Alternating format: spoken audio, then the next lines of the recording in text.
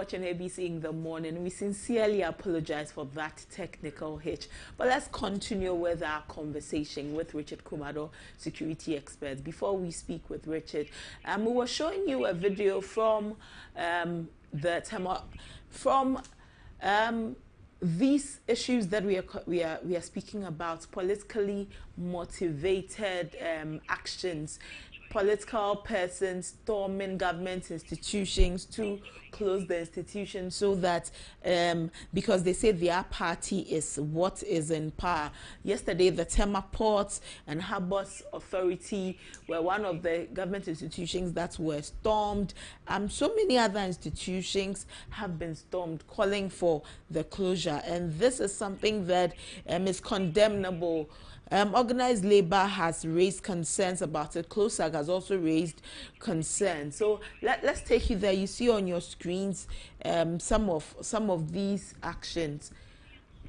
Party faithfuls who have gone there just to close up the places because they believe their party is in power and their party persons are the ones who should be occupying their positions.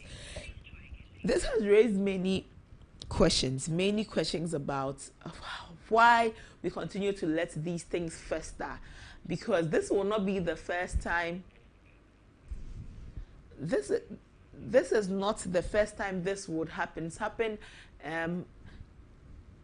years before, and it seems we are not paying particular attention to it. So let me not bore you with too much talk. Take a look at some of these actions.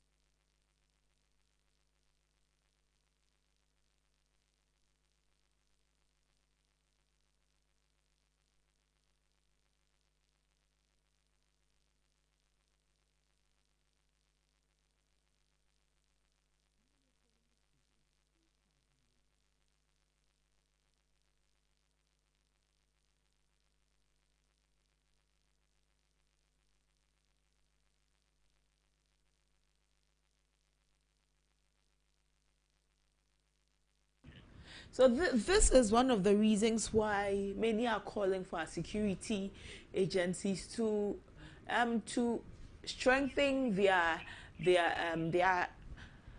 work they do, rise up to the task, and then stop these persons, prosecute these offenders, because this is not boding well for our security as a nation. We tout ourselves as a very peace-loving country. These are not things that we should be seeing happening. A change in government does not mean that any person can just storm any institution and ask that workers stop working. This raises many concerns, something that could spiral into a worse situation than we are already seeing. This is nothing to laugh about. This is nothing to just sit unconcerned about. It's about time the political parties brought their persons to order, called them to order, told their supporters to stop these actions, and our security agencies also arrest these offenders, these persons that go to disrupt the peace and the work at these government institutions. Prosecutors prosecute them, let them face the law, so that they stop these actions that they are perpetuating. It is not for the best for our fledgling democracy. We tout ourselves as a very democratic country, a peace-loving country.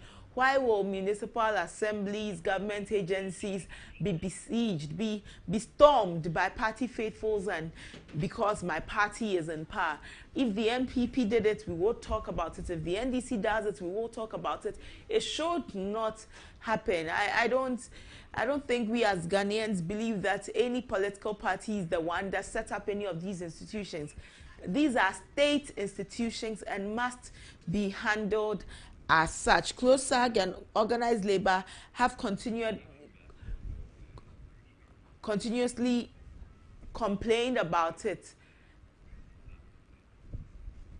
So we will be speaking with Richard Kumado, but some of these institutions have complained, have spoken against these actions. CLOSAG, organized labor, and and others. Asepa spoke about this. Let's go and take a look. Who visited these offices were left stranded and distressed over their inability to access services. Although calm has been restored, the situation has had a traumatic impact on the staff and the visitors. One of the affected individuals who had come to the NIA regional office shared his experience. Nobody should be allowed to take the law into their hands, because if there is opposition to the activities they are doing to create altercation, it will not benefit anybody. And I don't think Mahama sitting in Accra has authorized anybody to come and drive civil servants with the claim that they are bringing people to work. You can appoint people to political positions, but not civil servants. People have applied for work, they've done it, and they have acquired some skills, and we should not be denied our services because some greedy people who want to do whatever they want. The rule of law should be allowed to work in this country, period. Well, these are growing concerns. Let's take you back to Asomdwee Park, where the plaque on the bust of His Excellency former President late John Fifi Atta Mills was also vandalized, as reported by Koku Anyidoho. This is a bust at the Asomdwee Park where the late ex-president Fifi Atta Mills was laid to rest after his passing, and the bust there vandalized. We should be giving some credence to our leaders. We should be respecting the leaders that have led the nation. You see on the screen. Why? I really want to understand why someone would go there and deliberately destroy this plaque. Why would we do that? It doesn't speak well of us as a nation. And I'm looking forward to whoever did this, their apprehension by the security agency, so that they face the law. They are punished. They need to explain to us why they destroyed this. A nation that does not honor its leaders, there's something left to be desired. This is a man that many people respect, many people in the nation respect. When he was alive, many Ghanaians called him Asomdwee Hene. And if you called someone Asomdwee Hene, it meant that you respected them for what they represented. Why then would anybody go there and vandalize the plaque in front of his bust? Is there an issue? Even if there's an issue, this is not the right way to go about it. Good morning again, Richard. Yes, Richard, so from all that we have seen so far, this is really something to worry about. What are our security agencies doing about this? This morning, I think you are giving me too much trouble. I need to send you a parcel of bread and porridge so that you leave your brother alone to go and sleep. You just used the word apprehension, is that not it? I did. Exactly. So you and I think I'll bring you certificate. You are the expert this morning. The man you spoke before you went into apprehension, you remember what he said? He said the rule of law must work. Is that not it? Yes. Then you spoke to another man before we went off air, and he said there are people within themselves who were recruited politically. You remember all this? It's the same way, sis, we are all speaking the same language. Get the people prosecuted, get them arrested, get them prosecuted. In one of the places, I was told they walk away a pregnant woman who was coming to access an NA card to go to hospital. So the woman could die, the baby could die. I have a mother, and I know what it takes to go through pregnancy. I would not support that. For God's sake, with the God in me, I would not do that. But then again, back to Asomdwee Hene. You saw the way Koku Anyidoho was behaving with all these Asomdwee man. And you saw the antagonism between him and the NDC people. And we have been speaking about political reprisal attack in this country for so long. Nobody is doing anything. It is back to the same point. Your security agencies must get up to act. And why would they act? Get the people arrested and prosecute. Hello, Richard. Hello, Richard. We seem to have lost Richard, but Richard keeps on hammering on one thing over and over again: get the people arrested and prosecuted, those who perpetuate these acts. Whoever is Yes, we lost Richard at a point. We have him back on, so let's continue. Get them arrested and prosecute them. Abina, until we are able to do that, this cycle of reprisal attacks and violence is going to continue. Today, we are talking about plaques and statues being cut down, hand down, or whatever. Tomorrow is going to be physicality, where we start killing ourselves, we start fighting ourselves as Ghanaians in the name of political violence, which is so common in this country. Let me say this on air for you to laugh a little bit. You remember when in this country, when people said, when they go and pass Makola and you touch them, their things were vanishing from their bodies? Mm-hmm. You remember? Yes. When somebody could raise alarm, somebody has touched me, a man can raise alarm, somebody touched me, they will not pull him aside to find out whether his genitals were there or not. But because he raised alarm, they start beating whoever. And you walk in Makola and you say you are Jesus Christ in Makola, so somebody touch you. We live in a society where somebody can shout, hold you low, a thief. Nobody will find out whether are you really a thief or not, because somebody shouted, you are being beaten up and mob attack and you are being killed. This is our history, and we should not add political violence and political reprisal attacks and taking over state assets or state properties to be part of it. We should condemn it, and the police must act and act precisely. I have always been saying, give me this country 1 week and I'll give it back to you guys and you'll be fine. Really? Exactly, you'll be fine. Okay. Hold on, dog. You will be fine. I mean, you will just be fine. Let's look at our political parties. Our political parties sometimes become like the parent who watches on for their children to engage in misbehavior. No, not political parties, but politicians. The politicians, where yes, when they have acted, some of their supporters have acted in an untoward manner, instead of coming out to publicly condemn, they rather shield them from some of the condemnation from the public. Our politicians, we understand these are your members, they are the ones who vote for you. Shouldn't you also stand your ground and tell them that what you are doing is wrong? Otherwise, no, you are making us believe that you wrong. are the one sending them to do what they are doing. But that is the thing. Why this morning you don't want to speak the truth? I thought you and I are women of God and men of God. Why this morning you are changing the words? The people they've gone to sack, there might also be people who voted for them. Voting is a secret ballot. How do you know this one voted for you, this one did not vote for you?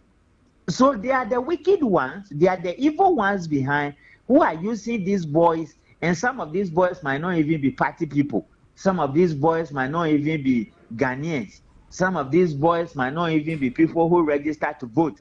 They are the ones using them to create mayhem and to steal and to cause collateral damage in the name of politics.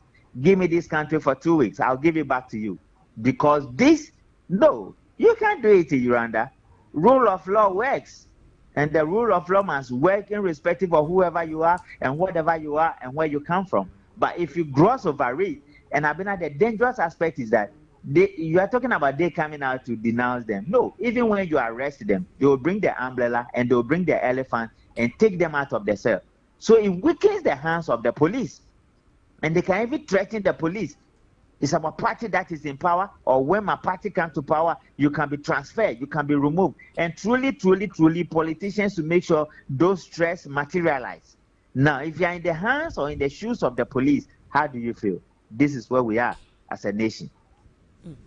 Well, we should be looking at getting better as a nation so that these things don't continue, because the way we see it, it seems that if we do not nip this thing where it is at the moment, we will spiral into waters, or we will be wading into muddy waters, and we may not be able to get ourselves out of it. Definitely, I agree with you. The threat we face as a nation, I did threat analysis, security risk analysis, security risk assessment and vulnerability management. I hold expertise in it, and that's why I speak with the passion I do. I'm telling you, the threat we face as a nation, it is democracy, it is politics, and it is governance. It doesn't work in West Africa. And the threat is not just election and election outcomes. Have you seen how your election outcomes is going after 1 month? They can't find pig shit. and people go to church and give offering, and yet they can't find pictures. It's all lies, it's all fraud, and it's criminality. Until we sit down as a nation to address it and say wrong is wrong, right is right, this is evil, this is good, I agree with you perfectly. We are treading on a dangerous ground where one day it may slip through our fingers. Okay, Richard, we are most grateful for your time this morning. Thank you. We'll come back for more conversations on Thank you, Abena. Thank you. Thank you. Richard Kumado is a security expert. We've been having conversations about the growing concern of politically induced violence in Ghana. In the past few days, we've seen some politically charged persons storm state institutions, locking up the places, sacking workers from there because they believe their party is in power. We're looking at the threat it poses to us as a nation if we continue to let this wound fester. I call it a wound because you keep on hearing it here and there, and you ask yourself why we cannot just transition and then move on with our lives, but some persons, unscrupulous persons, must insert themselves into the conversation and cause these kinds of troubles. We hope that our police, our security agencies bring these people to book, and our prosecutors prosecute them. Let them face the law so that we can enjoy a peaceful nation, the peace that we tout so much as a nation. But that's all for our front story this morning on ABC in the Morning. We'll take a break. We'll be back with more on the show.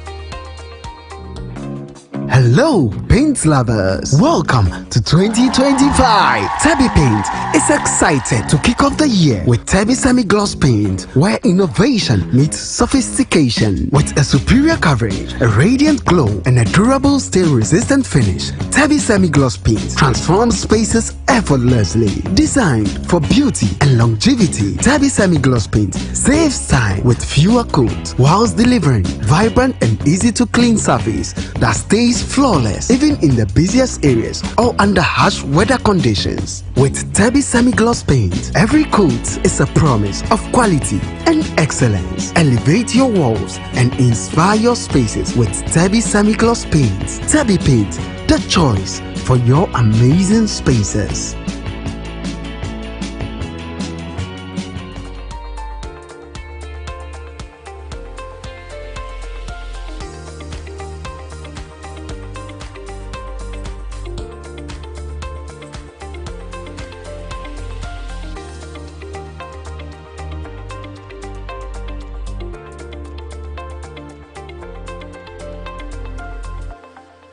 Welcome back and still watching ABC in the Morning. Up next is Business Fix.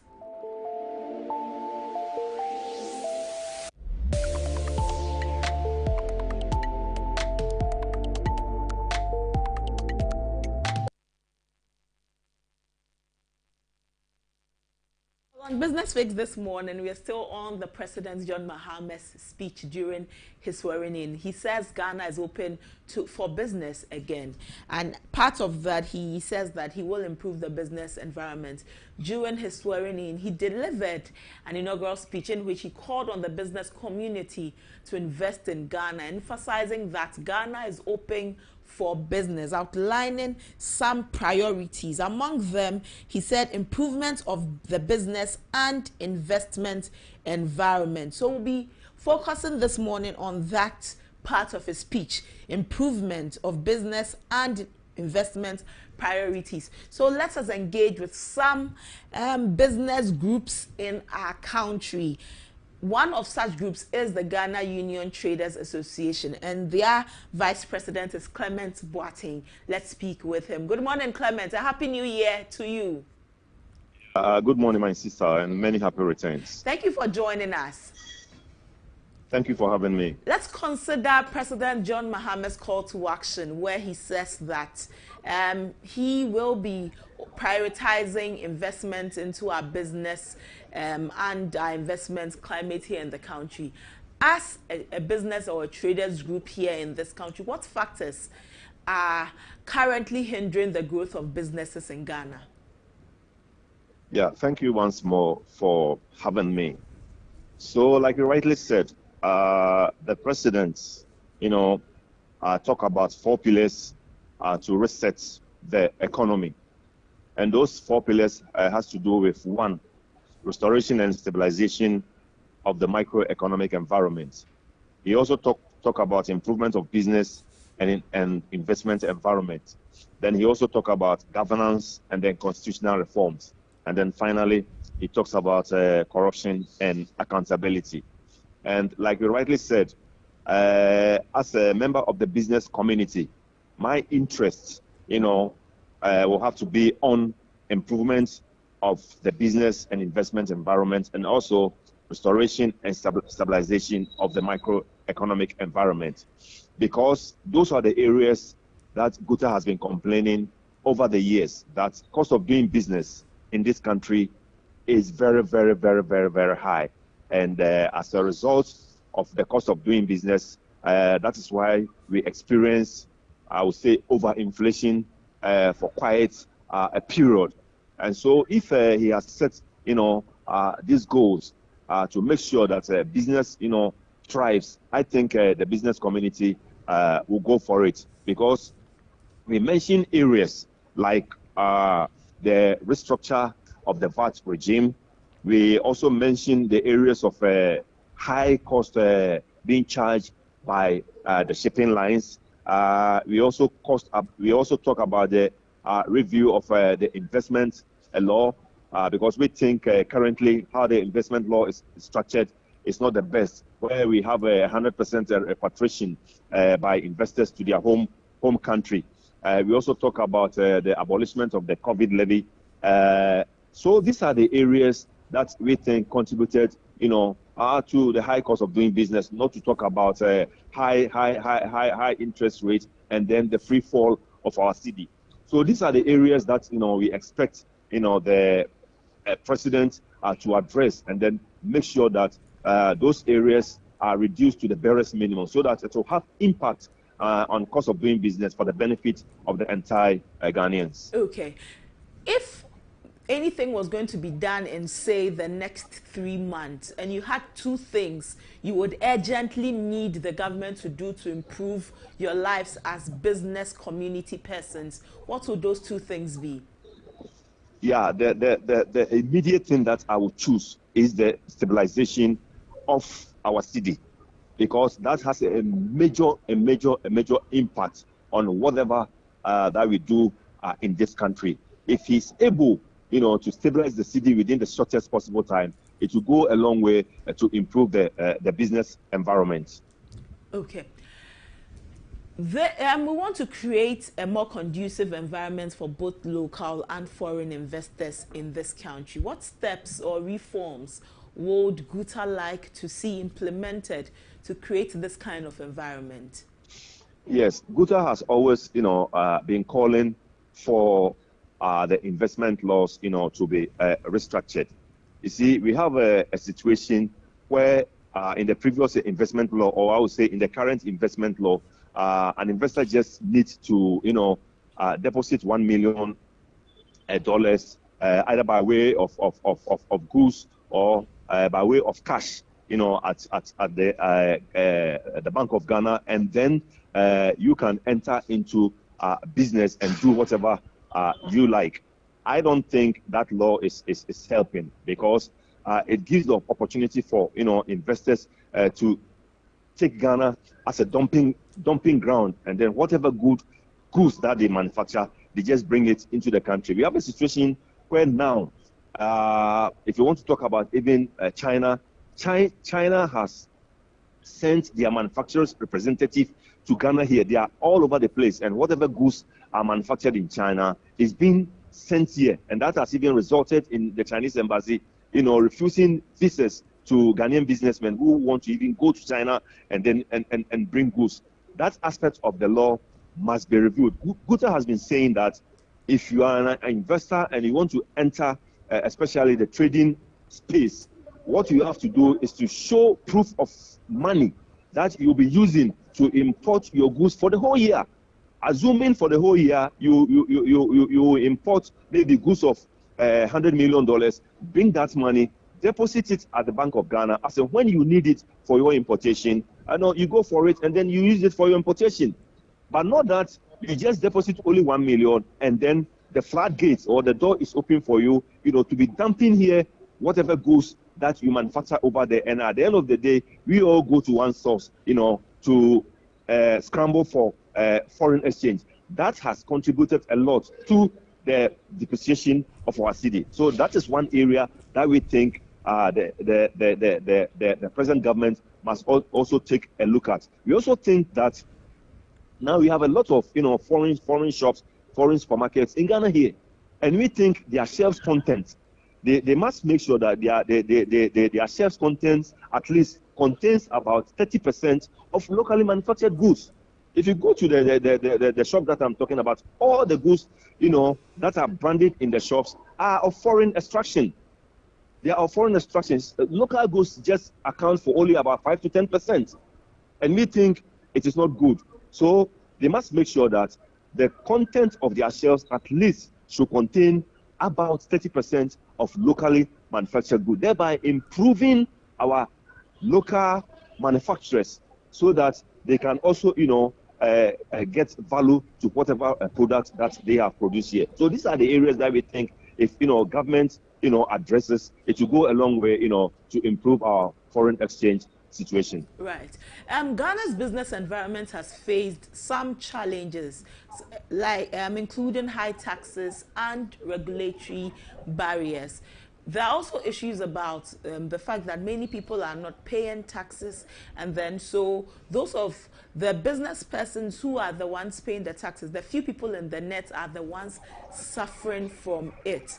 How can from where you sit as traders, how can government strike a balance between enforcing the regulations for most of these taxes to be paid and also encouraging entrepreneurship? Government talks about people entering into entrepreneurship, but the same entrepreneurs give up at a certain point in time because they realize that they are overburdened, they realize that the climate is not good enough for them, so they crumble under the pressure. How would you tell government, or what would you prefer to them in striking a balance between the enforcement of regulations and encouraging entrepreneurship here in the country? Well, first of all, in order for government, to rake in more revenue, government must try to, expand the tax net. This is what we've been saying always. But I can say there are a lot of people who are not into the tax net, and so therefore they don't pay anything for the government. And that is where in that area I will commend the former vice president for introducing digitization, because it puts an end to human interface, thereby reducing the way government revenue is supposed to go to the government, but rather find its way to individual pockets. So I will encourage the present government, to continue the digitization agenda so that government, will rake in more money. Secondly, I also talk about, tax incentive for people who want to enter entrepreneurship. I think the tax incentives it's not much. It's not much for people who enter entrepreneurship. That is one area that I want government to address, and also government must also create the enabling environment by way of affordability of credit. Credit must be made in such a way that it should be affordable in order for those who want to enter into entrepreneurship, to get some facility to expand their business. We all know that businesses in this country, a chunk of it is being created by the private sector. Government just employs only a little over 1 million. All the employment in this country is being created by the private sector. And so, if the private sector is able, to get credits or facilities at an affordable rate, they will be able, to expand their businesses and then take on more people, so that the load on government, will be reduced. So these are areas that I think, government must, address in order to improve, the life of entrepreneurship. Okay.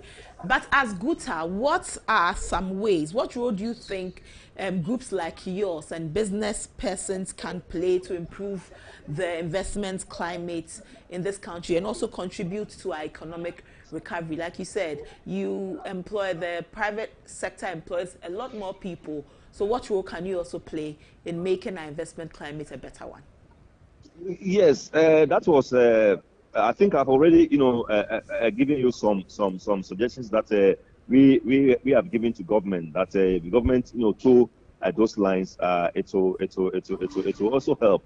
And then Guta, what the role that we have also been playing has been that we also organize workshops, call in government resource persons, to address our members on do's and don'ts. And we think that aspect, has also, been helping, because initially we had a lot of people or a lot of our members who have not even, registered their businesses and were not paying anything to government. So that is the way that Guta has also, been doing. We've also, sometimes we also sit with the financial institutions and then bargain with them, arrange with them for at least a reduction of their interest rate, even though they don't go down too much. But we think because we go there as a group, at least they give us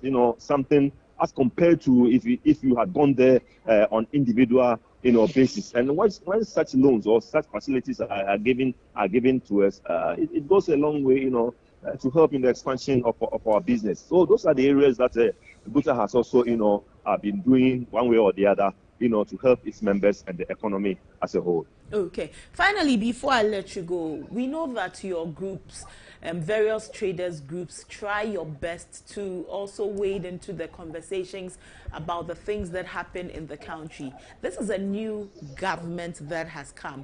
What will be your way of holding the government accountable to some of the promises they have made to the business community and the work they are going to do, the reforms that they will be implementing? Yeah, can I take your question again? Yeah, so government is promising reforms. Government is also looking at building the business community. As a group like yours, what will you be doing to hold the government accountable to their promises and these reforms that you're expecting to happen in the business environment? Your line kept on breaking. It kept on breaking. Okay. So I still couldn't get the question, clear. Okay, let me take it again. Hopefully you can hear me well. Government already has reforms for the for this environment. So as a business group like yours, what would you be doing to hold the government accountable in the next 4 years to ensure that the promises they have made and the things they have for their business community, they stick to them and work in your favor? Oh, as you know, Guta, advocacy is also one of our main, channel that we use, to put checks and balances on government. So it is not that we are going to sit down and then, have our fingers, crossed, where if government, does something which is not in the interest of the business community, we will sit down. No, we are not going to sit down. We are going to put the government to a strict, check on whatever policies that he intends, to churn out, and also all the promises that they have made. We will make sure that they honor all the promises that they have promised by way of advocacy. Okay. So you can bet on us that we are not going to sit down. We put the government strictly on check. All right. Clement, we are most grateful for your time this morning. We'll look forward to more conversations. Thank you for having me. Clement Boateng is the vice president for Guta, and he has made he's raised so many concerns about what can be done to better the lives of business persons in the country. That's all for Business Fix. We'll take a short break. We'll be back with our main discussion. Stay with us.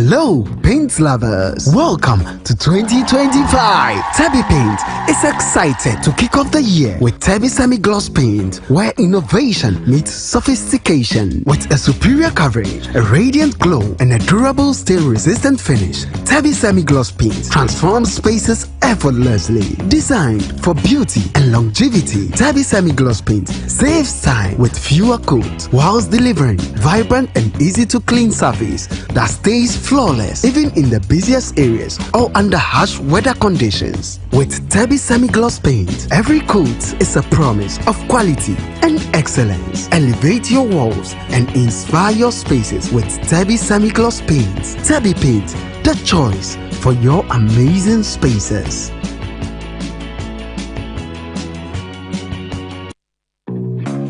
Hello, paint lovers. Welcome to 2025. Tabby Paint.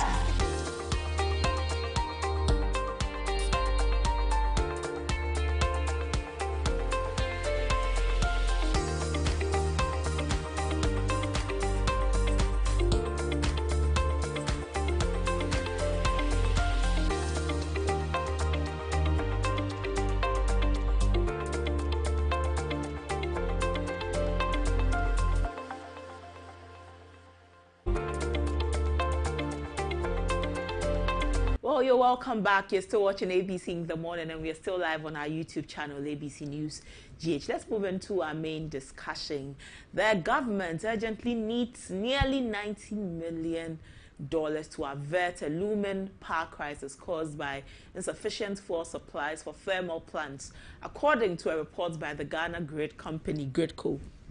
The GridCo report outlines that the funds are required to procure liquid fuel, such as light crude oil, to operate thermal plants in Tema and meet growing electricity demand. The crisis stems from a generation capacity deficit following a pigging exercise conducted by the West African Gas Pipeline Company, WAPCO, which temporarily disrupted natural gas supply. The GridCo report details key strategies to mitigate the impact of the fuel shortage and maintain grid stability, to include rescheduling planned maintenance, securing alternative fuels, and load management measures. The report warns that failure to act swiftly could lead to prolonged power outages, disrupting economic activities and public services.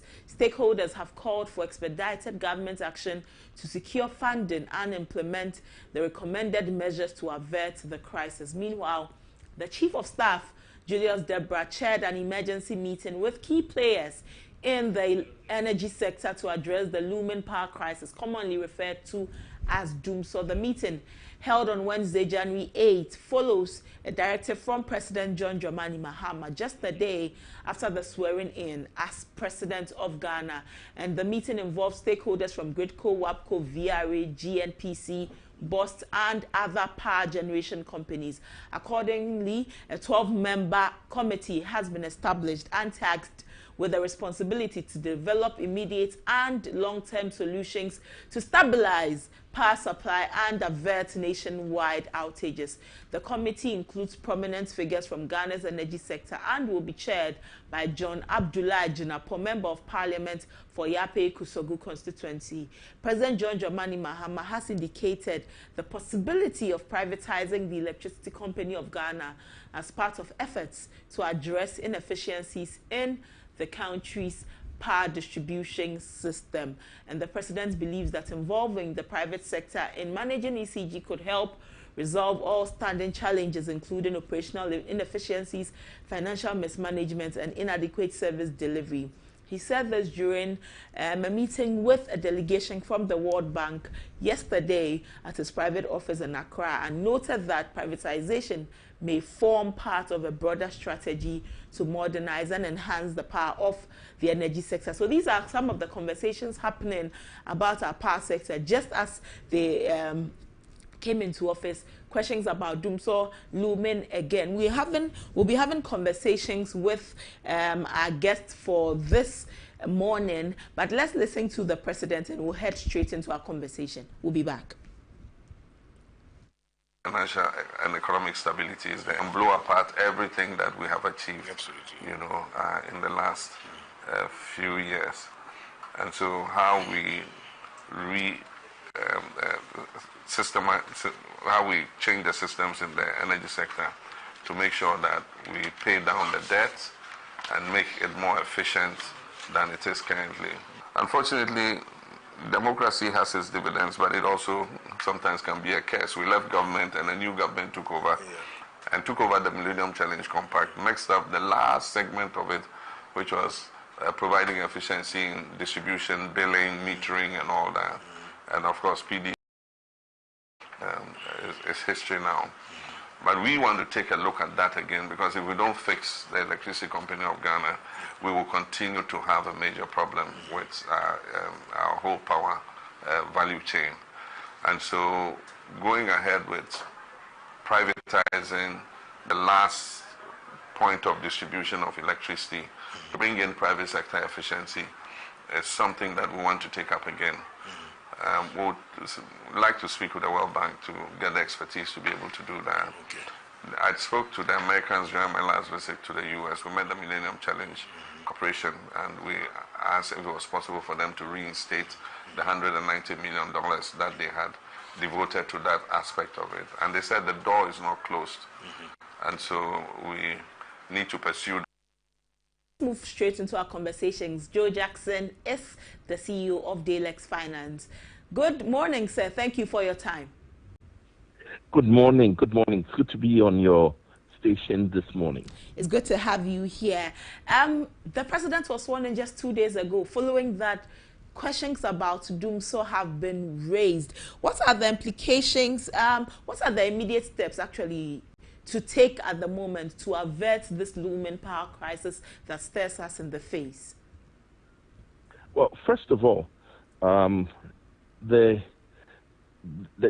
every country, not just this country, every country, every business runs on power.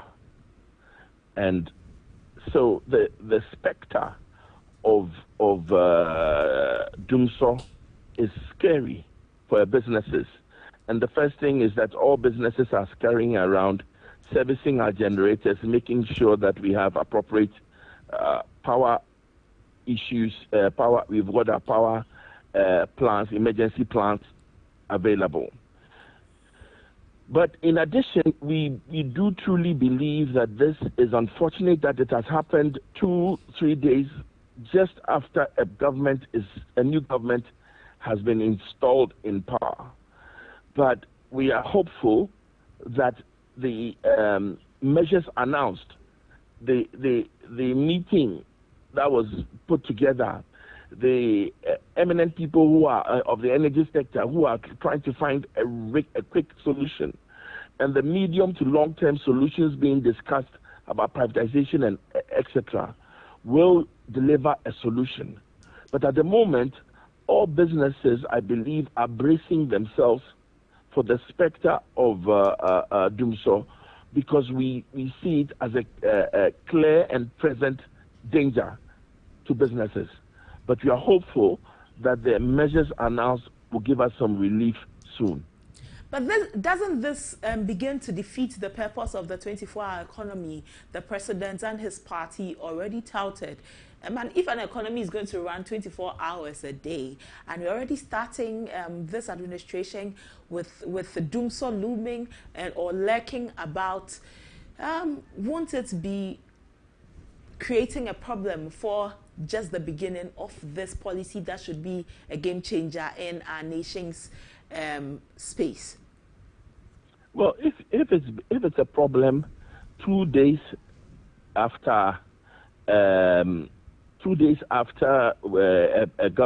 government has taken place, then obviously the problem cannot be with this government.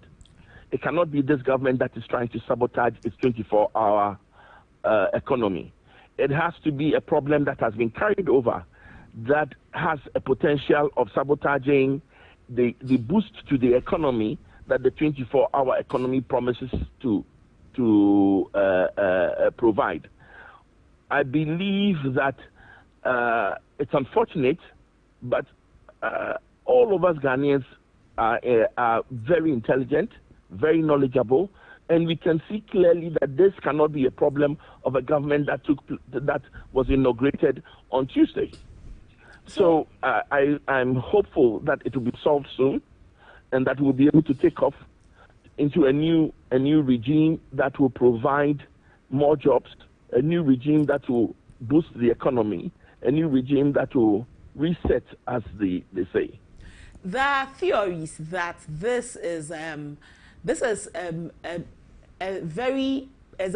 plot by the former government to destabilize the government even before it starts its work, and that the government knew that DUMSA is one of the things that characterized the John Mahama presidency some time ago before it left office, and so this government sabotaged it right from the get-go. Would you say any of these theories hold any water? Well, first of all, I'm not one for conspiracy theories. Secondly, I would say this: if this was a plot to sabotage the incoming government, it's too obvious a plot to succeed. Because, like I said, Ghanaians are intelligent, Ghanaians are knowledgeable. Which reasonable human being will believe that 2 days after inauguration, if there's doomsday, that is something that you caused? No. So if this is a plot, it is too obvious to be successful. But I'm not someone who deals in conspiracy theories. Right. So I will give a pass on this one. I don't really believe in conspiracy theories, and I think that even if it was a conspiracy, it potentially will backfire. Right. Some of the concerns that have also come up in all of this conversation is that this government may have caused its own problems, in that during the transition, when this government said that all payments for some services must be halted. This could have been one of the payments that halted. The payment for fuel and all could have been one of the things that were part of it. Moving beyond that, what can we do as a nation to avert this issue that stares us in the face? The government has spoken. President John Mahama has already raised concerns, has raised suggestions about privatization. Is that the step to go, or there are other steps that we can engage to avert the situation? First of all, the partisan nature of our politics. The partisan nature of our politics means that some of these hiccups will happen. What we have to do is to address this overly partisan nature of our politics. That means that when somebody comes to power, all payments are suspect. If we did that if our payment system were more transparent, if all payments were in a system which could be seen publicly, which some of us have advocated for, that payments out should be public, that we can all see which payments are being made and to whom. If that was possible, maybe that blanket halt to payments would not have happened. And even if this was part of it, it would have been. But remember that oil is imported by the BDCs. So the question we have to ask is that were the BDCs provided with enough oil is not imported by the government of Ghana. So I don't think that the halting payments actually would affect the doomsday situation. Okay. In any case, let's make all payments transparent, so that whether there's a transition or not, all of us can see what's happening and take away the overly partisan nature of our politics. Okay. Yesterday, when this whole issue came up, the former Minister for Energy, Herbert Cropper, in his Facebook post said that keep the lights on, and I want to read it for our viewers to also appreciate it. In his post, he said, keep the lights on, as we did. You are in government. I have read a statement from Honorable John Jinapor, co-chairman of the Transition Team Subcommittee on Energy and Natural Resources, in which he claims that massive load shedding looms as Ghana's fuel stock depletes, and seeks to blame His Excellency President Akufo-Addo and his government for it. Mr. Jinapor is wrong. Load shedding does not loom. It is caused either by technical or emergency power generation issues or a lack of competence in managing the power sector. Mr. Jinapor seems to be haunted clearly by the latter, which is issues of lack of competence in managing the power sector. By the time of leaving office, President Akufo-Addo's government left in stock light crude oil, which SenPower currently generates power with, whilst AXA continues to take delivery of heavy fuel oil, which it generates power with. The fact is easily verifiable with a phone call to both power plants. The responsibility of the new administration is not only procure more liquid fuel to keep the lights on whenever liquid fuel becomes required to complement gas supply, but also plan competently to avert power supply disruptions. We did it and they can do it too. If they can, the NDC government should get to work as we did. The reason we kept the lights on for 8 years, regardless of the difficult times, and stop the needless finger pointing. This is not the way we keep the lights on. And this is the former energy minister taking a dig at the NDC. He is, by this post, making it seem that the NDC is just incompetent in handling the power sector. Yesterday, we also spoke with former government spokesperson on security and governance, who said that they left a thriving sector, so we should not be experiencing this. Who is telling us the truth? Is it that indeed the NDC is incompetent with our power crisis, or the NPP did not offer us a very transparent system for us to know exactly what is happening in the power sector? Forgive me, but I cannot declare the NDC incompetent after being in power for 48 hours. That's ridiculous. They just took over power. I mean, one of the things it seems to be part of this partisan thing is to set expectations so high. 2 days after taking power, how can it be that we are already ready to declare somebody incompetent? I do not agree with that suggestion. Think about it. If you were appointed CEO of a company, 2 days later there are issues, already they've declared you incompetent without being a week in the position. Mm-hmm. That is ridiculous. So that's the. And I think that there's already running to declare NDC incompetent is not good for this country. So that's where the question. Absolutely. The question is raised that could it be that during the transition, the NPP did not disclose everything to the NDC, because the NDC is saying that, this government is saying that these are the issues. For this reason, the Chief of Staff has put together, had a meeting, and also there has been put together a 12-member committee to look at the issue that we are going through. GRIDCO has also released a report. So where is that chasm? Where is the lacuna that we seem not to be filling, so much so that this issue has come up and it is sort of a blame game at the moment? Listen, first of all, it cannot be a blame game. We had a transition. Why does the NDC need to make phone calls to verify something that should have been clearly written? If he had said, you recall on page 265 of my energy handover notes, it was said that there is power here, there's liquefied gas here, there's this here, then we would have kind of understood. He says, go and make a phone call. But we've had an opportunity to have a transition. Why are we now making phone calls after the transition on a matter as dire as electricity? No, this is just pure partisanship. We don't need it. The country's economy is in dire straits. We're just, things are tough. Inflation is high. The exchange rate is down in the dumps. The people are unemployed. We will appeal to our friends across the on both sides. Hold your horses, stop firing bullets, and let us get together as a nation to fix what is wrong. Okay. On one hand, the Akan proverb says,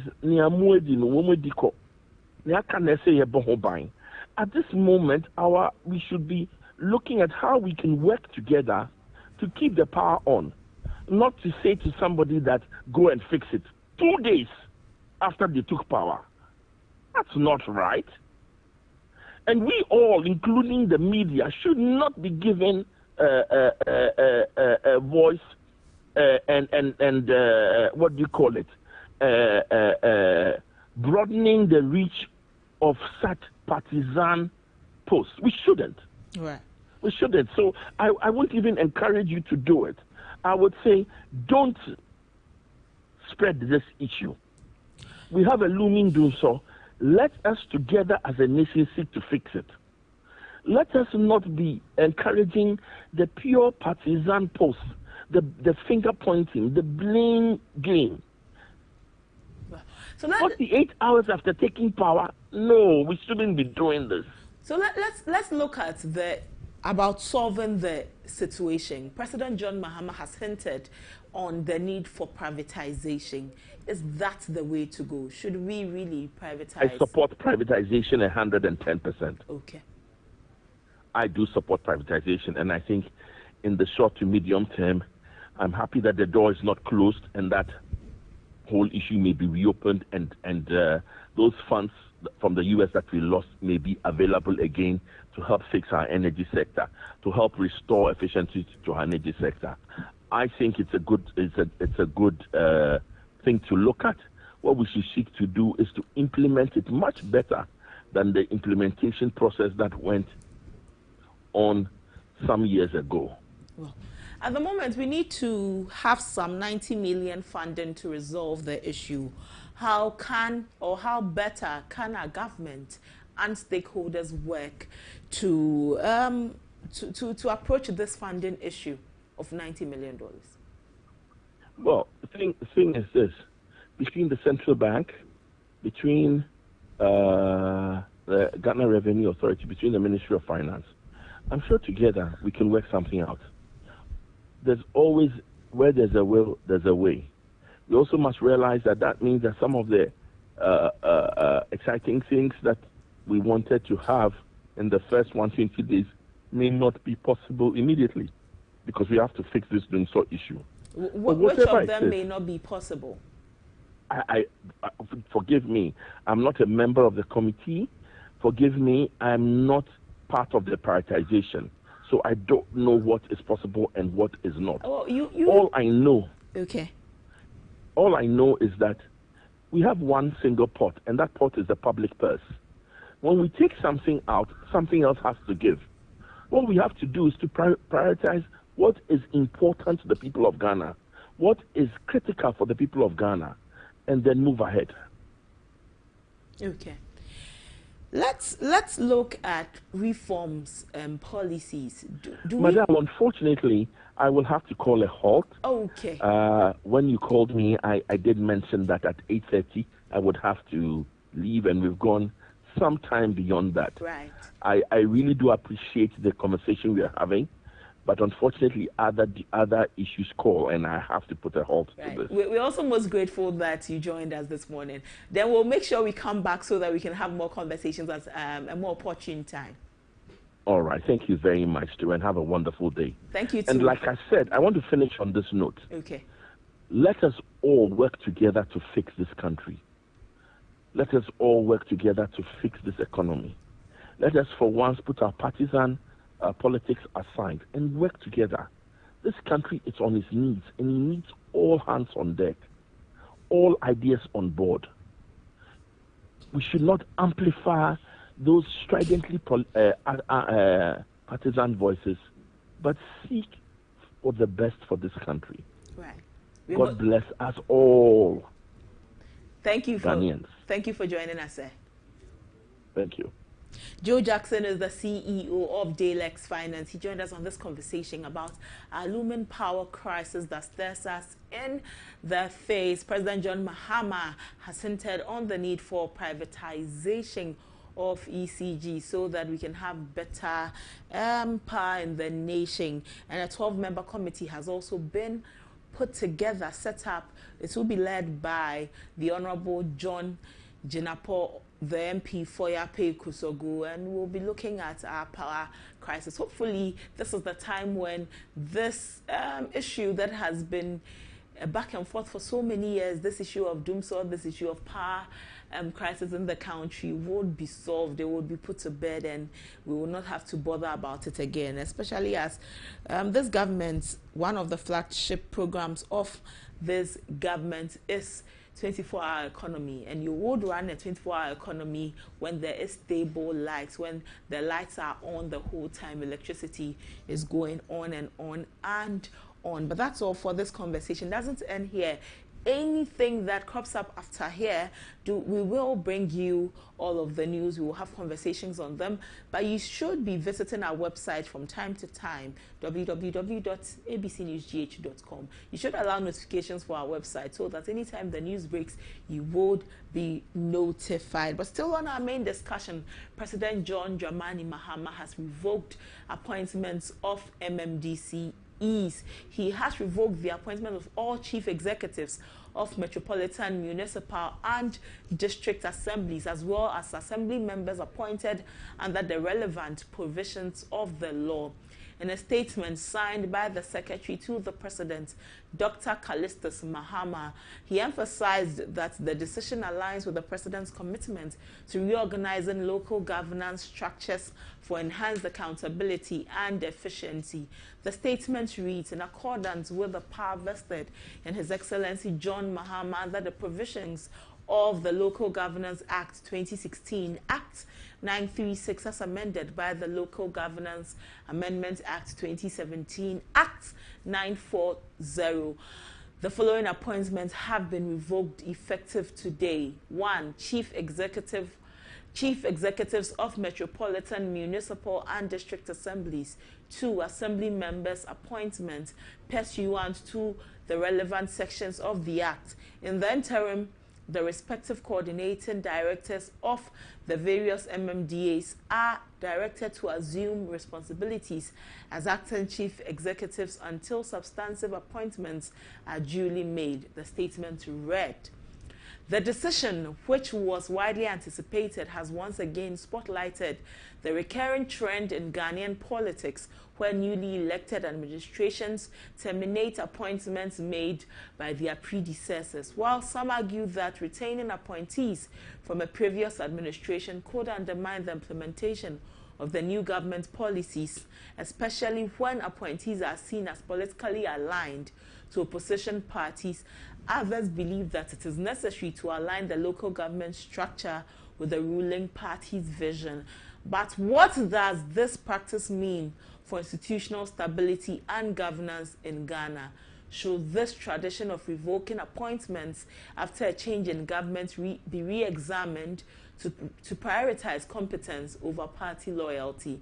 And is it time for a bipartisan consensus on how to approach appointments in critical administrative roles? These are the questions that have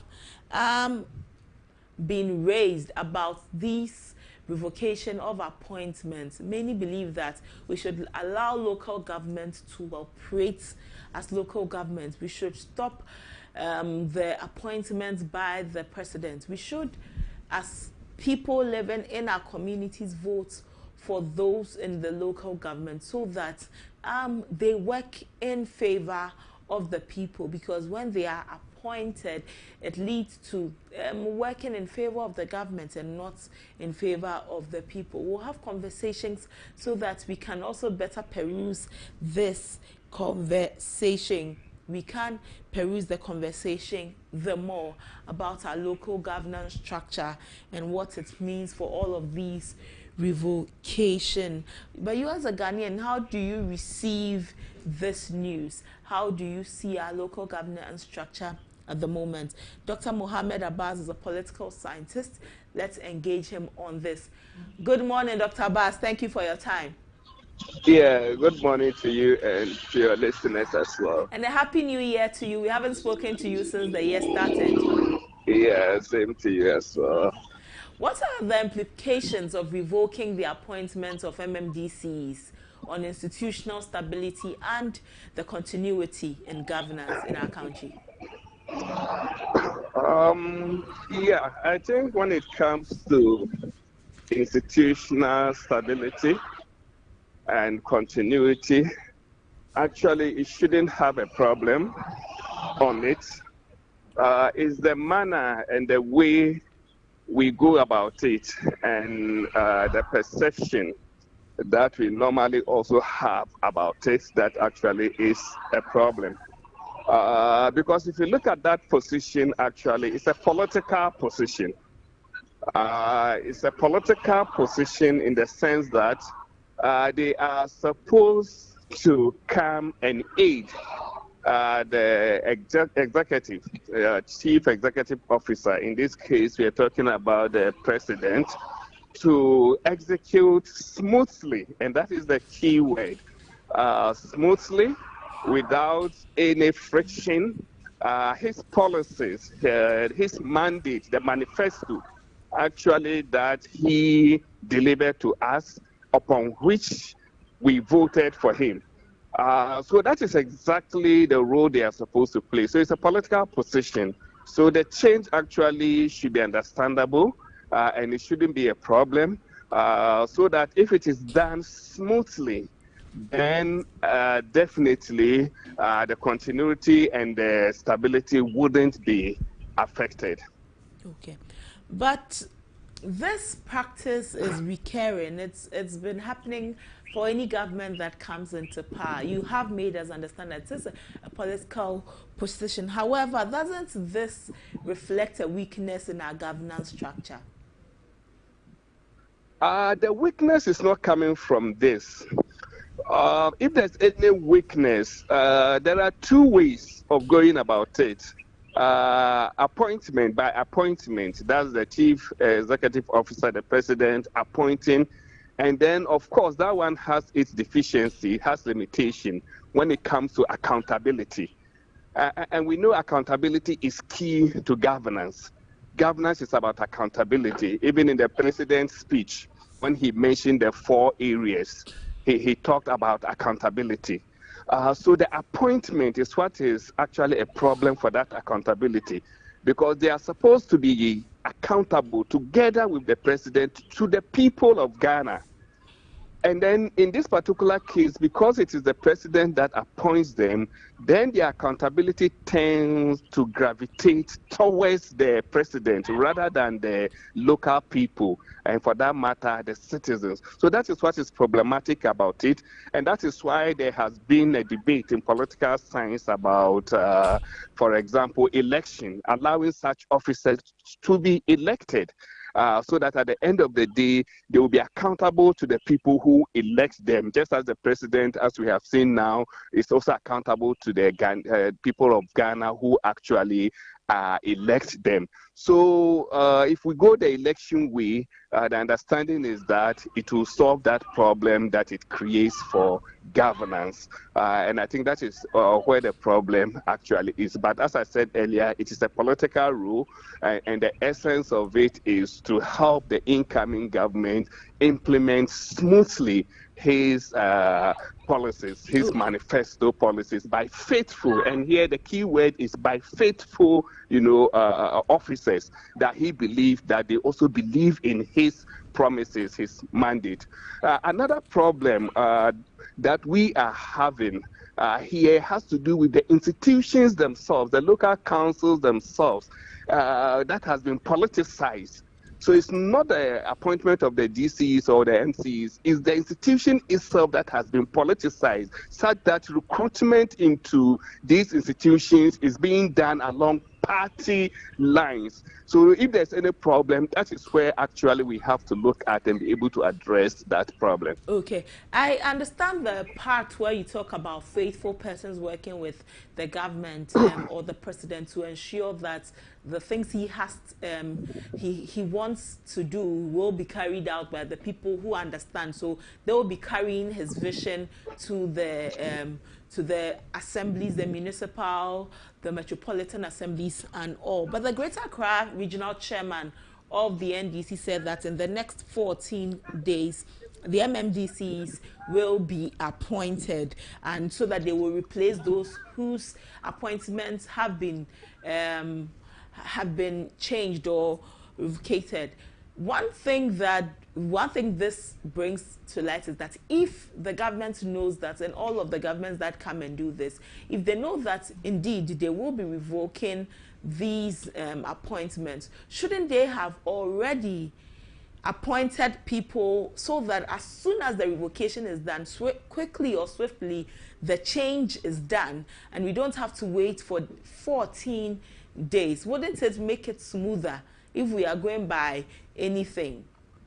Ideally, as you have suggested, that should be the best way for them. In fact, they should have even thought of that, because as they were confident of winning those elections, they should also have something we normally call a shadow, if you like, officials, or a shadow government. You know, any government who is going into election and is serious and has the conviction that they are capable of winning should be able to do things like that.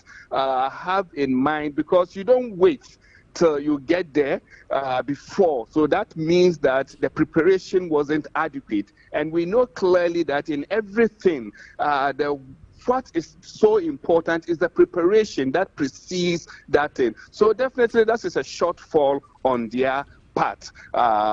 Knowing very well and being confident that you are likely to win, or that there's a possibility of winning, then you should have done that. So actually, I think I agree with you, and I think that if they can take that advice subsequently, to also help them to take off smoothly without these challenges that we are facing currently.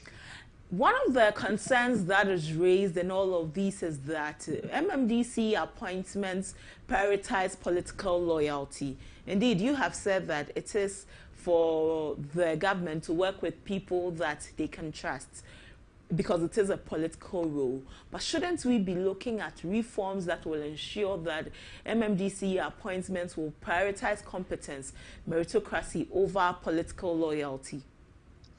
The loyalty is important. You can't take loyalty in everything, because even if you have somebody who is not from your side and is not loyal to you, I don't see how you can implement whatever it is that you have promised to come and implement. So loyalty at all costs should be attained before things can work to satisfaction. I mean, the way actually we want it. But again, if we go by this way, it doesn't mean competence should be taken out of it. It doesn't mean the leadership skills, the quality that the executor, the executive officer needs should be taken out of it. It's they themselves that should ensure that from among themselves, their people, they should go for those that are competent, and not just people who have just funded the political party or leaked the boots. And you see, that is the problem with us all the time. Even from among us, we want people who are leaking our boots, not people who can stand up to us and also tell us their views as they think. Even if they agree with us, tell us why they agree. If they don't agree, tell us they don't agree. And we don't like such people, and that is where we have to improve.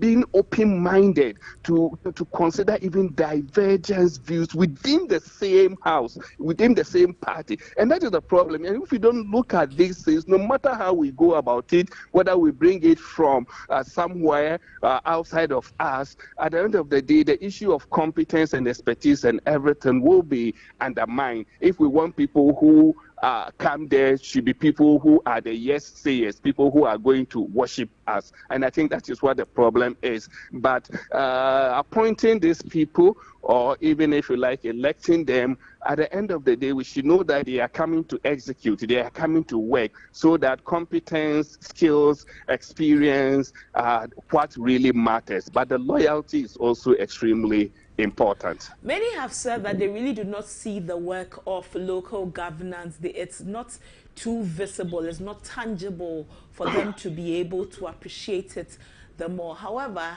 we also know that local governance plays a huge role in our political landscape. How can we better make local governance visible to the people that it seeks to serve?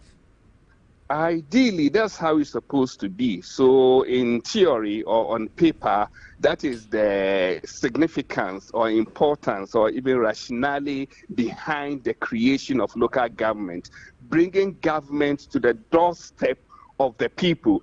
Okay, so that decisions, key decisions are even taken at the local government area and not relying on the central government. And it also makes room for involvement of local people, their views, so that at the end of the day, they identify their own problems, they identify their own solutions, and they also take part in the implementation or the execution of the solution. That's ideally how it's supposed to be. But the truth is that in our part of, I should say, in our country, we have seen that the central government is always centralizing everything and not allowing the local government concept to work as it's supposed to be. So the problem is we have decentralized, but yet operationally or on the ground, we don't allow the decentralization to work.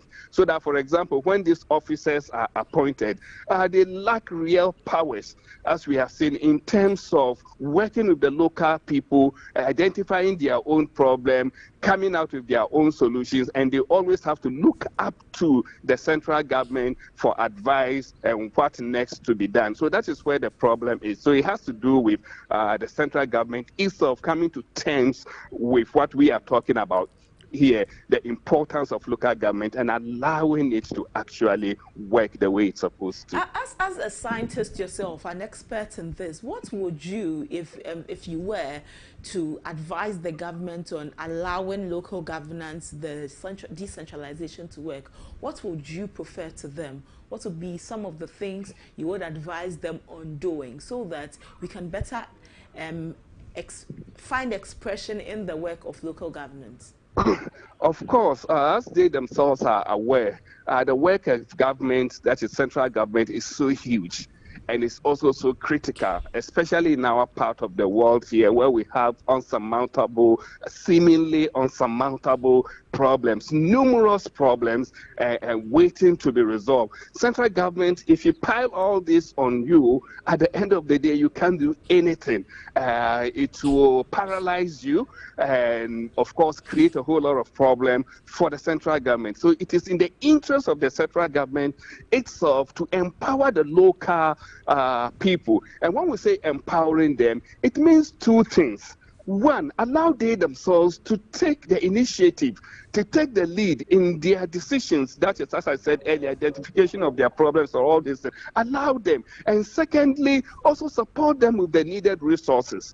We have seen over and over where these local governments are lacking in these resources that should come from government. So on the part of government should do that, get their resources to them in time, and then also make them effective in terms of also mobilizing resources, the local government themselves, mobilizing resources. So if they are serious and they want to relieve themselves of many unnecessary burdens and concentrate on key issues that are critical, that is in terms of direction of the country and the crucial few areas, the economy, for example, then they should actually devolve and allow the local government, as I said, in terms of decision making, in terms of supporting them with finance that should come from central government, and in terms of appointing competent people who can really mobilize the local people to generate funds and able to actually do their work.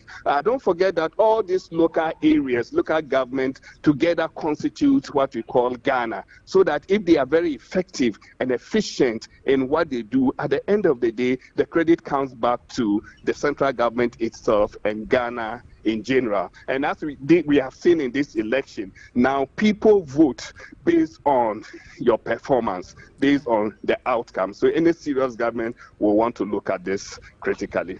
A few days ago, we had conversations with the MP for Madina, Honorable Francis Xavier Sosu, about the consultative review committee on the constitution, some of the recommendations they made to the former president. As part of their recommendations, they looked at capping the number of parliamentarians to 277. Lawyer Sosu said that he was in agreement to capping the number of parliamentarians, in that our governance architecture must be overhauled, and in the overhauling he says we must strengthen our local governance architecture. It means that the local governance has a very key role to play in here, if indeed we will be overhauling our governance system, our governance architecture. What are some of the key things we should do in the overhauling, so that at the end of the day we can say that we have built a strong governance system right from the grassroots up until the top hierarchy? It's very important that these conversations are going on. And I must say, we must allow our democracy, our governance, and our politics to evolve. We mustn't necessarily try to dictate the direction that it takes, because that is also very dangerous for us, because in that way it is just some people's view and opinion that is guiding the direction that we want it to take, and that wouldn't also be democratic. But collectively, if we allow it to evolve, all we need to do is to see the direction is going, be able to analyze, and then be able to guide it, okay, to move us forward. I think that is very, very important to note, so that artificially trying to sort of create or, if you like, orchestrate and design it the way you want it can be problematic. Yes, so for the capping, to some extent, I agree with it. But also as a political scientist, I know that when it comes to parliament, it's about representation of the people. And in democracy, there is a certain equation or proportion by which this representation is actually measured. So that, for example, to be truly represented, a particular constituency should not be more than, for example, 500,000 people or even 1 million. So we have to look at all of this and see which number can truly, reflect the representation that we actually want. You recall that ideally, democracy is supposed to be you and me and everybody being able to participate in decision-making directly, and we call that direct democracy.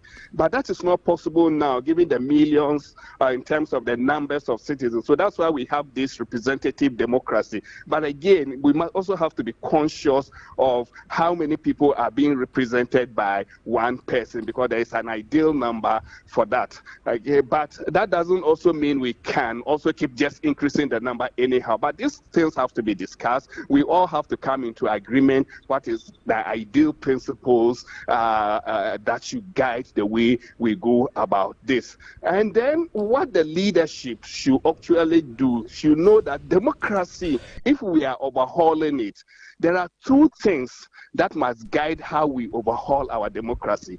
One key thing is equality of opportunity.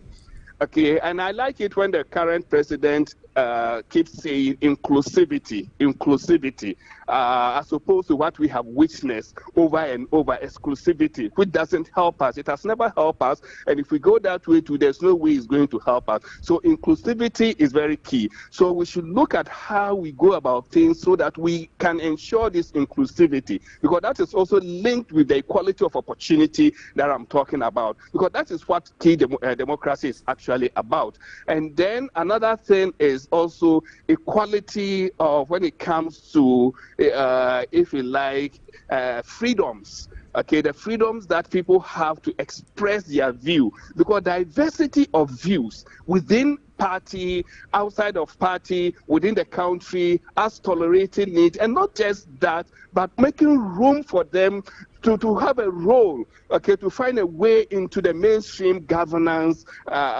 structure is also very key. So that these are the two things that if we are going to overhaul, whichever way we go about it, should ensure that the outcome will ensure what I have just said, equality of opportunity, and then also ensuring that diversity of views across the whole country, what the interests of the people, if you like, that's how we can put it, find its way in governance, so that at the end of the day, the government is serving the interests of the people and creating equality of opportunity for all Ghanaians to be able to also take advantage of it and find fulfillment in the country, and not people running away from the country as we have witnessed over the years. What can we do to depoliticize our local governance so that it is more development oriented for the people? So it's linked with what we have just said. Yes. Right now, equality of opportunity, so that these institutions, the recruitment into those institutions should be by merit and not along party line, and that is all.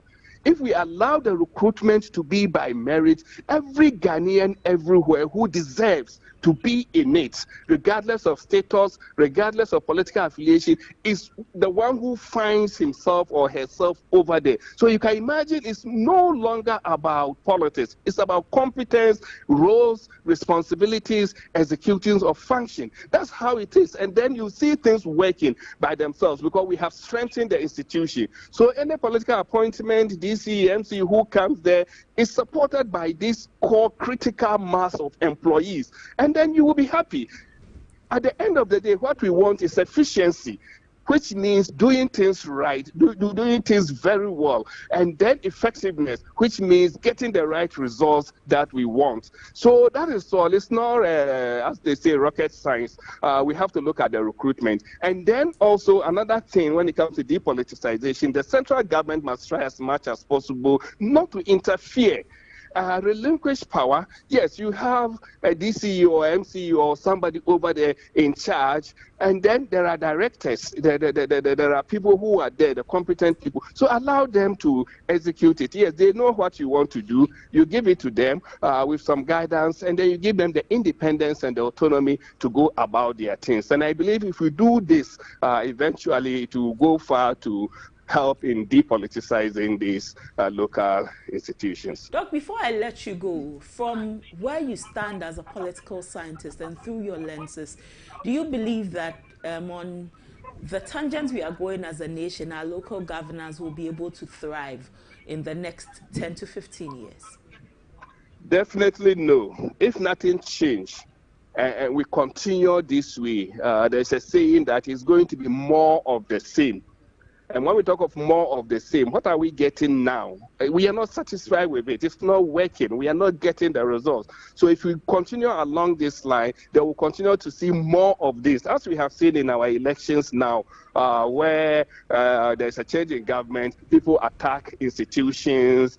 We've seen now conflict, especially at the coalition centers when it comes to the parliamentary, even going higher. So definitely going along this way is not going to help us. And that is why all these reforms that have been mentioned, and then part of the discussions that we have, some of the things that we have said, which they know, and some of the things that they also know will help, must be implemented, because at the end of the day, it's the implementation that is going to help us. And implementation here means that doing things differently from the way we have done it in the past. Other than that, there's no way the local government can ever be that efficient and effective as it's supposed to.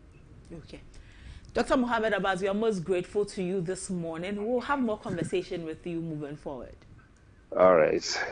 Dr. Mohammed Abbas is a political scientist. He helped us on this conversation on the revocation of appointments of MMDCEs and how we can better strengthen our local governance architecture in the country. He says that if we continue on the tangent we are on without any reforms, our local governance system may not be able to thrive in the country. And of course, we need our local governance system to thrive so that working hand in hand with the central government, we would have been able to create a very stronger and robust system. That's all for our main discussion this morning on ABC in the morning. We'll take a break. When we return, it is Politics Today.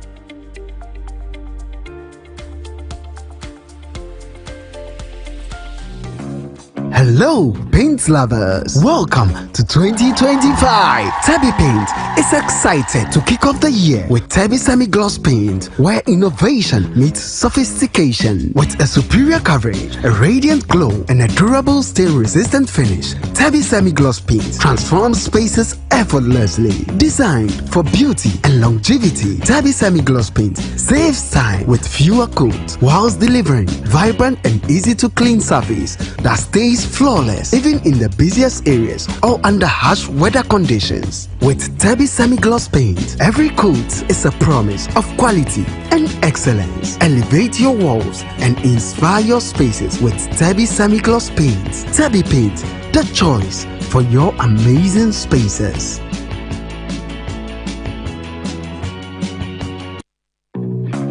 Hello, paint lovers. Welcome to 2025. Tabby Paint is excited to kick off the year with Tabby Semi-Gloss Paint, where innovation meets sophistication. With a superior coverage, a radiant glow, and a durable stain-resistant finish, Tabby Semi-Gloss Paint transforms spaces effortlessly. Designed for beauty and longevity, Tabby Semi-Gloss Paint saves time with fewer coats, whilst delivering vibrant and easy-to-clean surface that stays flawless even in the busiest areas or under harsh weather conditions. With Tabby Semi-Gloss Paint, every coat is a promise of quality and excellence. Elevate your walls and inspire your spaces with Tabby Semi-Gloss Paint. Tabby Paint, the choice for your amazing spaces.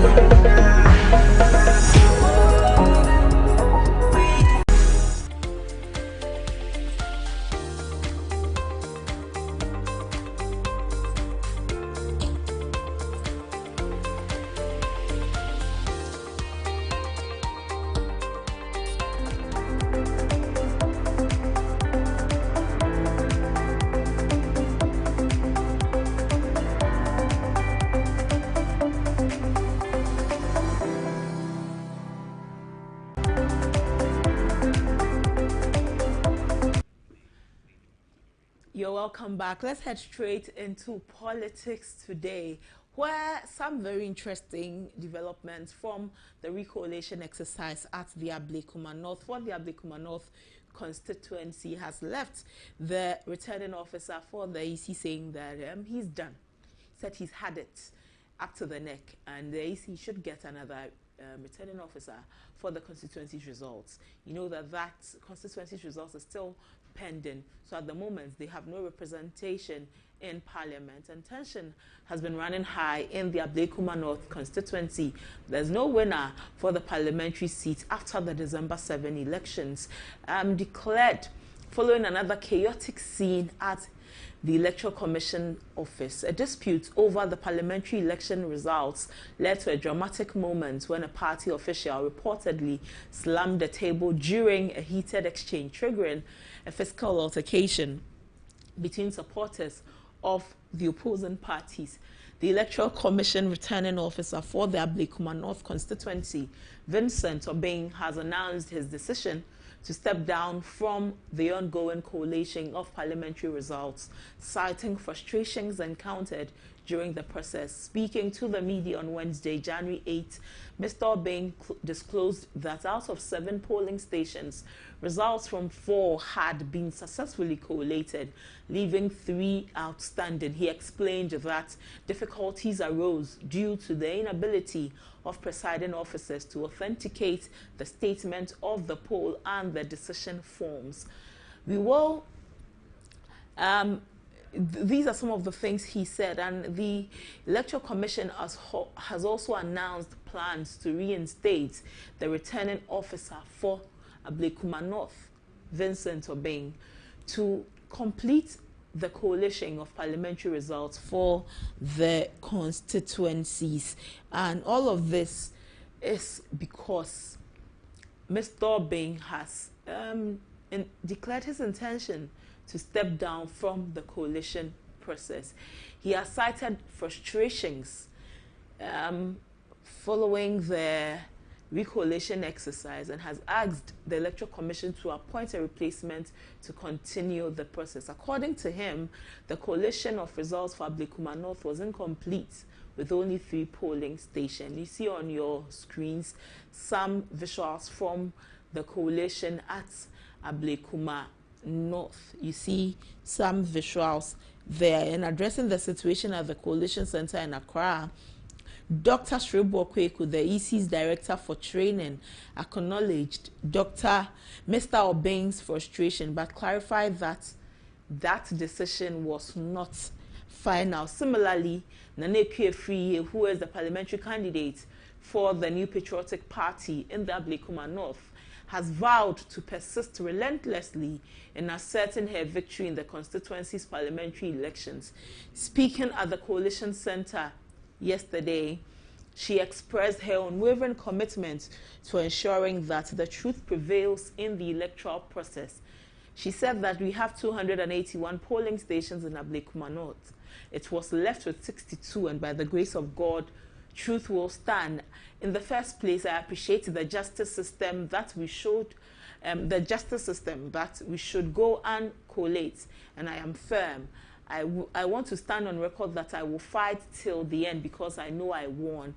And this is what she declared, and she highlighted her meticulous preparation for the process. She says that she has all 281 pink sheets scanned, and she did it immediately before the gentleman who came and tore everything from the EC.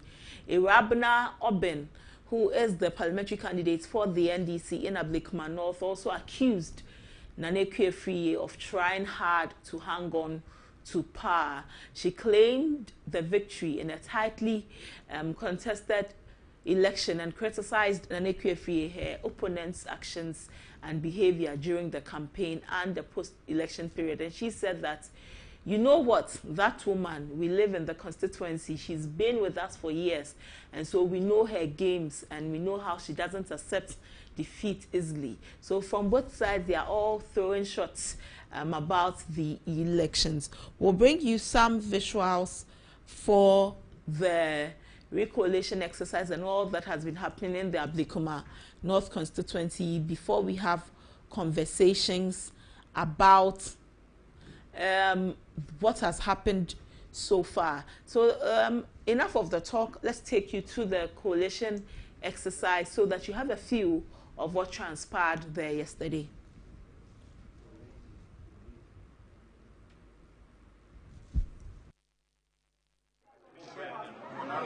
You know, we've raised objections at every level. I'm trying to be consistent. With the system too, I am telling you, I just brought you one PO, whom they said confirm. He spoke to you and he told you the last time he didn't confirm. So what it means is that all those they brought for confirmation, we will not accept it. We are not accepting it. So we will go back. In any case, we are going back to court on Monday.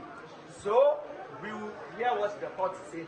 We will still stand by our grounds for the 62 polling stations to be rerun. Has the electoral commission told you anything? They have not told us anything. But we are giving you, you know, they are players in the game. We are also players in the game. When you are acting, when you are dealing with this type of issue, you must always be ahead of your game. If not, they will beat you. Type of issue, you must always be ahead of your game. If not, they will beat you. You know, we've raised objections at every level. I'm trying to be consistent. With the system too, I am him, and I'm giving it to the EC. So he's taking it? No, I have taken it from him. And I hand it over to the EC. We want to find out earlier. What's the issue? We have never said we don't have patience. My brother, you people generally should always be honest. What do you mean by we don't have patience? I'm asking. Patience that we show.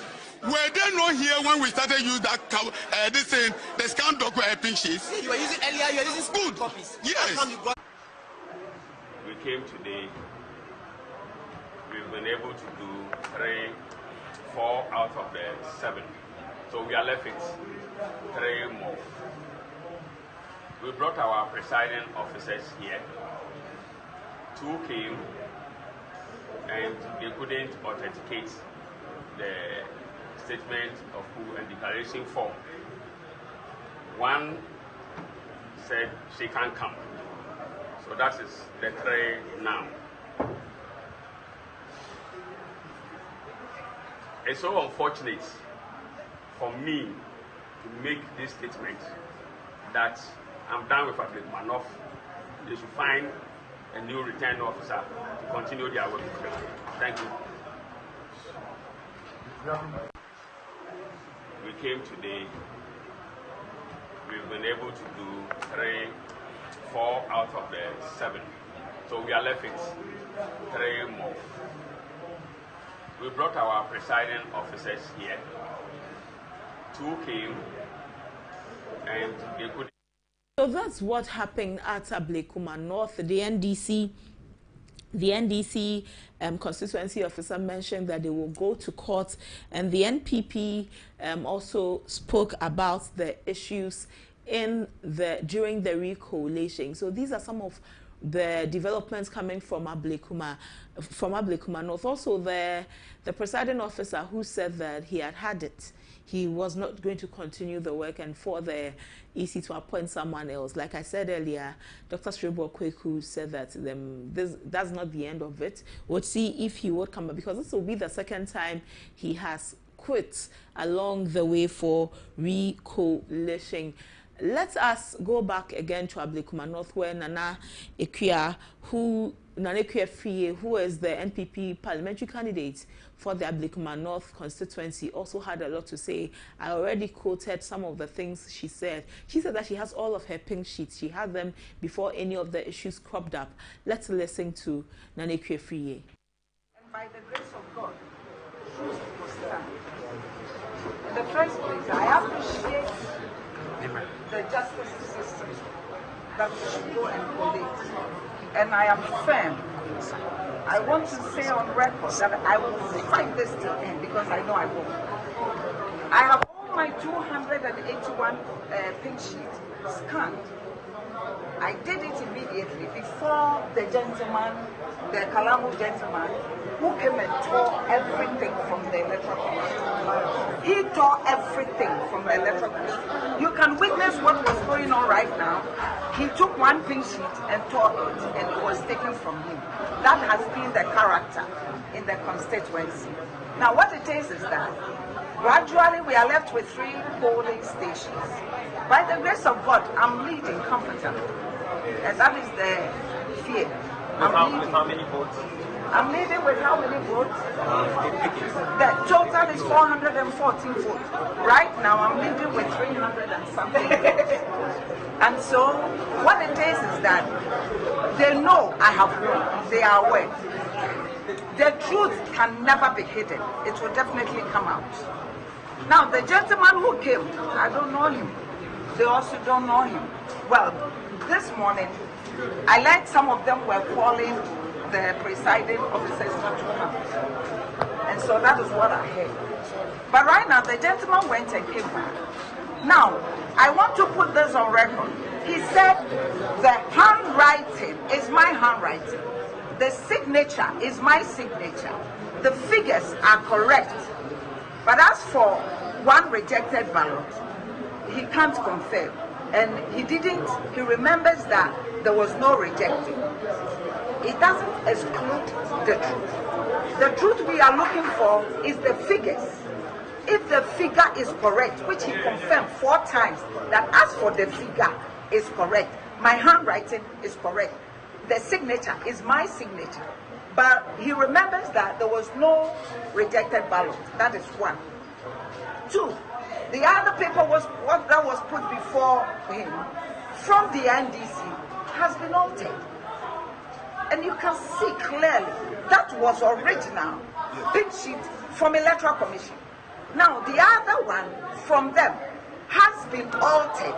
And you can see that the figure, they've altered the figure, leaving the guy's signature and everything.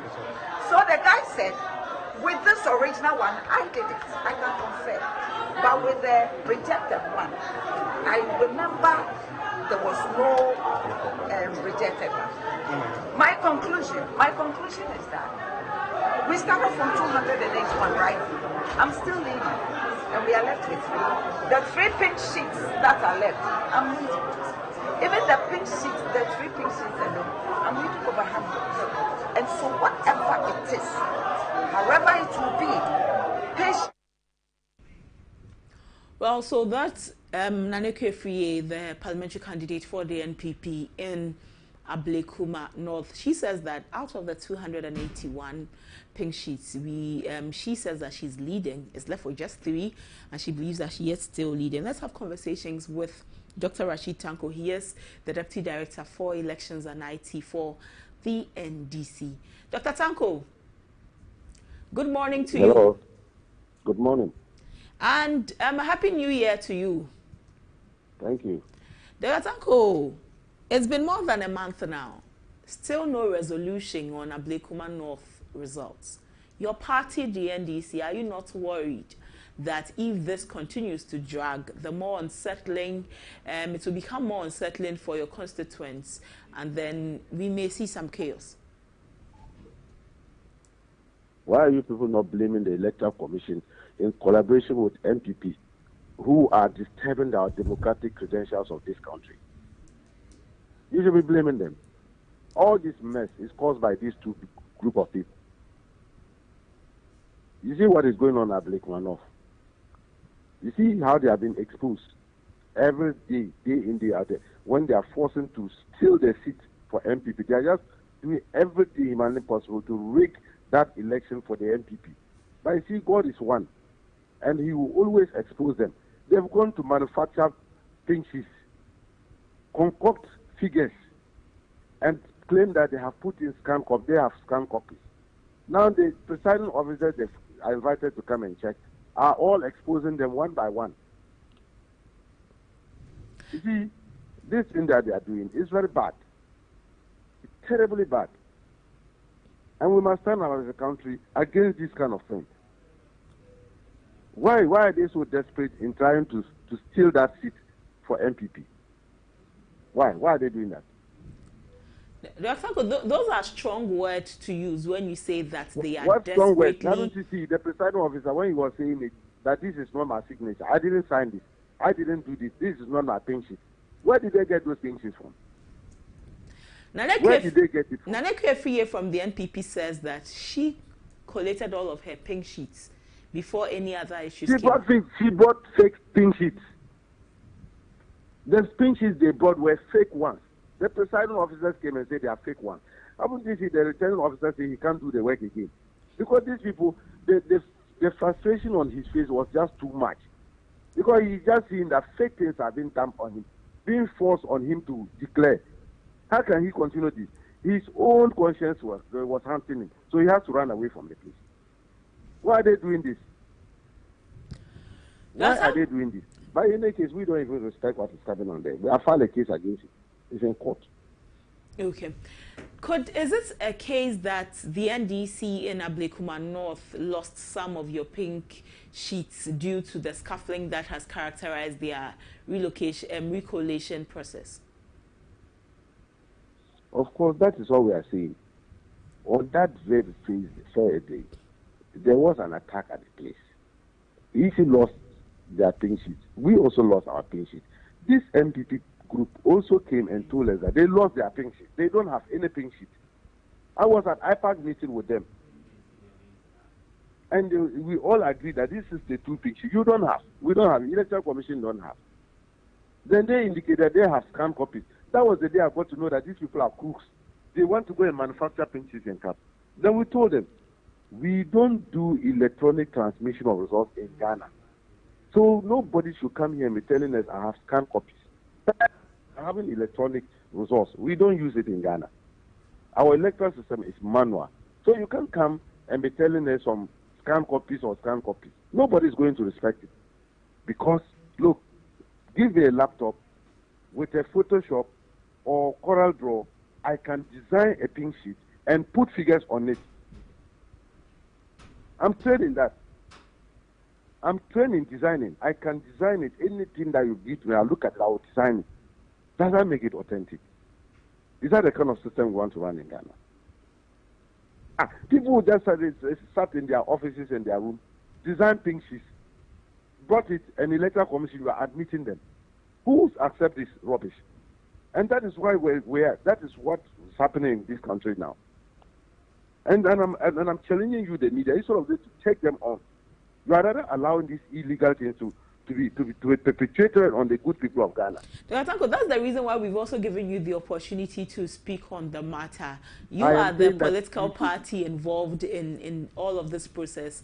We come and cover the recollation process, but you are the party which is directly involved in the process. That's the reason why we are giving you the opportunity to speak directly to the Ghanaian people so that we can also understand exactly what is happening.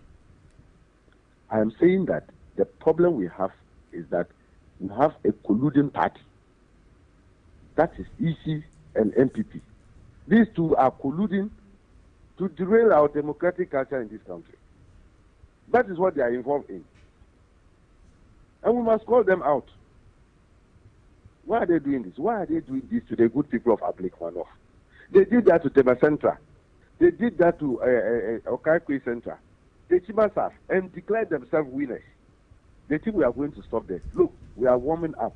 It's just because of this swearing in that we didn't mind at all.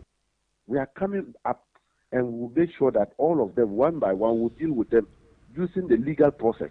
When you say that they did that to other constituencies, this is a matter that you took to court, and adequately, the court also adjudicated the matter. So I thought that there's some finality with the other cases. What is the finality? Didn't you hear that we filed a stay of execution of the orders of the High Court and filed appeal on top of it and served them? They are aware. The EC has they are in notice. Well, we'll be waiting they know for that this case is pending in court. But look at what they are doing. So they defy the court orders, that appeal that we have filed, and then the stay of execution and misbehaving. It's a lawless institution, Electoral Commission. That's how I describe it, as lawless institution, and people don't understand. These are the things they do. Well, we'll wait for what the court will also decide. And with all of what you've been saying, it seems the National Democratic Congress has issues or problems with the presiding officers that come to verify the authenticity of pink sheets from the NPP. Since you have said indeed that you don't have yours, how else does the party, the NDC, want to substantiate these pink sheets, since you don't trust the presiding officers at this moment? I'm saying that this is a presiding officer who is coming empty-handed. He has nothing to show that he's coming to authenticate something. He's using his head. He's using his head, just his head, nothing on his hand, to show that I'm coming to authenticate something. And you think that I should just respect what the person is saying. When we have problem with even whole commissioners, you are now telling me I should respect presiding officers who are party boys, who didn't know that they were recruited party MPP boys, even returning officers. You just saw it. And we exposed Keba Central, the one who came to declare their results for them, a hardcore MPP fanatic. These are MPP boys. They've just recruited them, put them out as presiding officers, and reassemble them to come back to come and authenticate something. And you expect me to accept? I want to see the pink sheet itself. I don't want to see any scan copy from any MPP guy. Nobody's going to respect anything coming out. We will accept it too. That thing that is done, in fact, it's a complete charade. Complete charade, and nobody's going to respect it. We'll come after them using the legal means. Well, some say that your party is being calculated so not to so that you do not incur the wrath of your supporters in the constituency, in the Ablekuma North constituency, the way the supporters in Okaikwe Central have been acting. So you are being just careful. That is why you are demanding all of these things. Is that so? Haven't they voted for the candidate? If you vote for your candidate and somebody is going to steal it, will you take handle of it? Won't you act the same way? People queued, long queues, voted for our candidate, Baba Sadiq. They voted for him massively. Then some crooked electoral officers in connival with MPP want to steal the mandate. So you expect them to fold their arms. They will act the same way. They are acting to defend their own votes. Seeing how things will pan out following all of the development here, and with your court case too, we'll be looking forward to coming back for more conversation with you. But before we let you go, a belated happy birthday to you. Thank you, ABC. I'm waiting for your package. Yeah. We're also waiting for your party so that we'll come and celebrate with you. You people miss it. You didn't come, so. Dr. Tanko, you did not invite us to your party. We would have come. Blame your management, not me. We are grateful for your time. A happy birthday, and we wish you a very long and fruitful life. Thank you. Thank you. Grateful. I'm grateful. Okay. We'll speak to you some other time, Dr. Tanko. Your call has been put. Dr. Rashid Tanko is the Deputy Director for Elections and IT at the NDC. He says that the EC and the NPP are colluding to derail democracy in the country, and describes the EC as a lawless institution. They have sent some matters still to court. We'll be waiting for developments on that, and then rest assured we will give you all of that here on ABC News GH. Let's move on to Ghana Speaks. We want to hear your voice. Today on Ghana Speaks, we're asking a question of you. President John Dramani Mahama has been sworn in. What advice will you give him? You can call us on 0539161609, 0539161609. I repeat the number again, 0539161609. It will be displayed on your screen. What advice will you give to President John Dramani Mahama? Call us and let's hear your voice. It is your voice alone we want to hear here on Ghana Speaks. When you call us, kindly turn down the volume of your TV so that we can hear you, and you can also hear us in real time. By that, we give our viewers the opportunity to see and hear properly on the segment. Let's take a quick break. We'll be back and listen to your advice for President John Dramani Mahama. It is Ghana Speaks.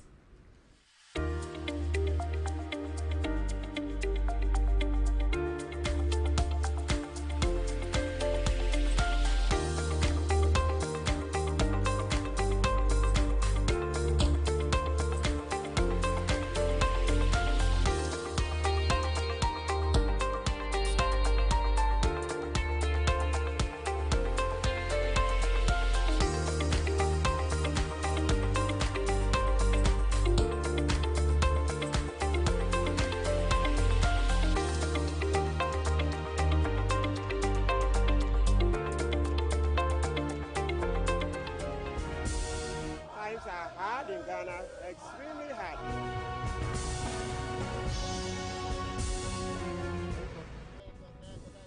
As we gear towards the 2024 general elections, there have been conversations around having a presidential debate.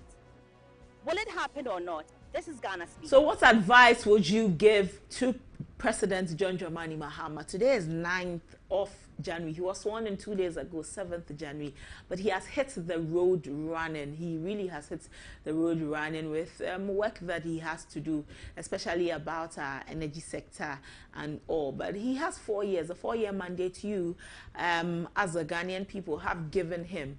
And so we're asking you to give him an advice. What advice will you give to the president as he begins his second term as the president of the Republic? Call us on the number on your screens, 0539161609, 0539161609, and share your advice to the president as he begins his journey as the president of the Republic of Ghana. He says he is resetting the nation. He is resetting the nation, and he said so many things during his inaugural speech that he seeks to do for the people of Ghana and put us on the direction that he wants to drive us. So as a Ghanaian and a stakeholder in the functioning of our nation, whatever the central government does has a bearing, a very direct bearing on you and I as Ghanaians. What advice will you give the president? We're opening the phone lines to give you that opportunity to share your advice to the president, to share your advice to the president of the Republic. He is yet to name his ministers, the people who will be helping him do the work that he has been mandated as the president of the nation, as the commander-in-chief of the Ghana Armed Forces. He and his vice president, Professor Nana Jane Opoku-Agyeman, the MPs that are also in Parliament. But share your advice to the president. We have a call on the line. Hello, good morning. Your name and where you're calling from? My name is Wisdom Anto Kwame, calling from Kumasi. Okay, Wisdom, share your advice for the president. The only advice I will give to the president is, once again, I congratulate him for winning a successful election. But the only advice is, you shouldn't do anything to hurt the soul or the integrity of the Ghana Education Service. This has to do with the SHS, the FHS. Okay. And by that, what do you mean? Which is the progressive system he's talking about should be well done. Okay. So as the citizens will enjoy and feel his ruling. All right. Most grateful for calling. Thank you for calling. Our pleasure. Okay, so that's Wisdom, his advice to President John Dramani Mahama. You too can call us on the number on your screens and share your advice to the president. He's begun his second term as our president. Hello, good morning. Your name and where you're calling from? Please, my name is Desmond. Okay, Desmond, where are you calling from? I'm calling from Upper East. Okay, share your advice for President John Dramani Mahama. Please, what I have to tell him is this: it is not the NDC people that have voted for him. It is the whole Ghanaian people that have changed their mind to give him the mandate to come and save us. And this is due to laissez-faire attitudes of the MPP government. I wanted him to listen to the Ghanaian people, what they have to do, and some of the other things that we have been finding difficult, like jobs opportunities, like recreational avenues, or some things that will help the youth to become and to have something into their pocket to also feed their families. And more to the point, he should learn to be a democratic leader, not autocratic leader. Because there are certain things that the MPP people were doing.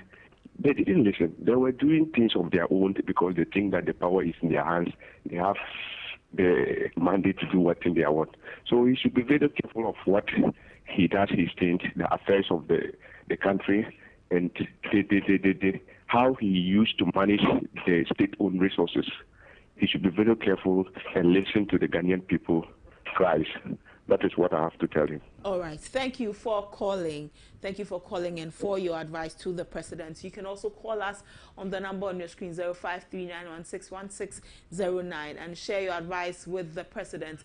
Hello, good morning. Your name and where you're calling from. Good morning. I'm Mohammed. Okay. Hello, good morning. Your name. Right. Mohammed, can you turn down the volume of your TV so that we can hear you? Yeah, fair enough. Okay. Share your advice to the president. What I have for the president is that the president, he was a vice president to Mills. When Mills came to power, Savannah here, he brought bulldozers and tractors to farm for people free. They gave us everything free. And at the end of the day, the government came and took what they would take, and the rest are for us. So if Mama can bring that initiative, it will help. And everybody, Gabi, Akukwado, Bamti, everybody who steal our money, he should make sure that they go to jail and we collect our money back. That's all I have for you. All right. Thank you for calling. You can also call. We'll take a few more calls and then we'll move on to another segment. But you can also call us and share your advice to the president. John Dramani Mahama has been sworn in as president. Hello, good morning. Your name and where you're calling from. Oh, we have lost the caller. Please call us back on the number on your screen, 053-916-1609. Hello, good morning. Your name and where you're calling from. Good morning. I'm Evans, calling from Upper West Region, London, precisely. Okay, Evans, share your advice for the president. Yes, my humble advice is this.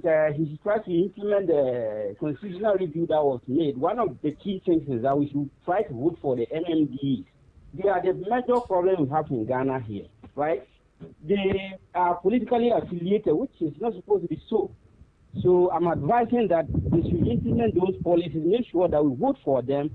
The right person should come to power, and then we should work together. Then the second point is that the 24-hour economy is not understood by only the political people like Mahama. They should allow academia to come in. But normally they think that they understood every concept that we have. So they should allow the academia to also work, right? These are some of the few advice I have for him. Thank you so much. Thank you too. Thank you for calling. You can also call us and share your advice to the president.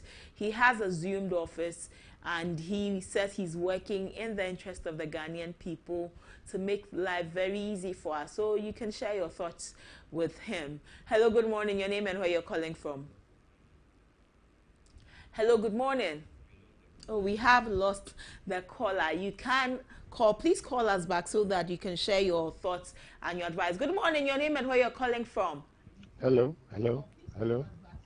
Please turn down your volume, the volume of your TV, so you can hear us. Hello, hello, hello. Hello. Good morning. Your name and where you're calling from. I'm calling from Mamprobi. I'm Ezekiel Kwashi. Ezekiel, if you have any advice for the president, what is it? What I will say is that I'm an NDC member, and he promised coming this 24 hours, this economy. So I'm sure, I'm watching you, so I'm sure he will do that thing.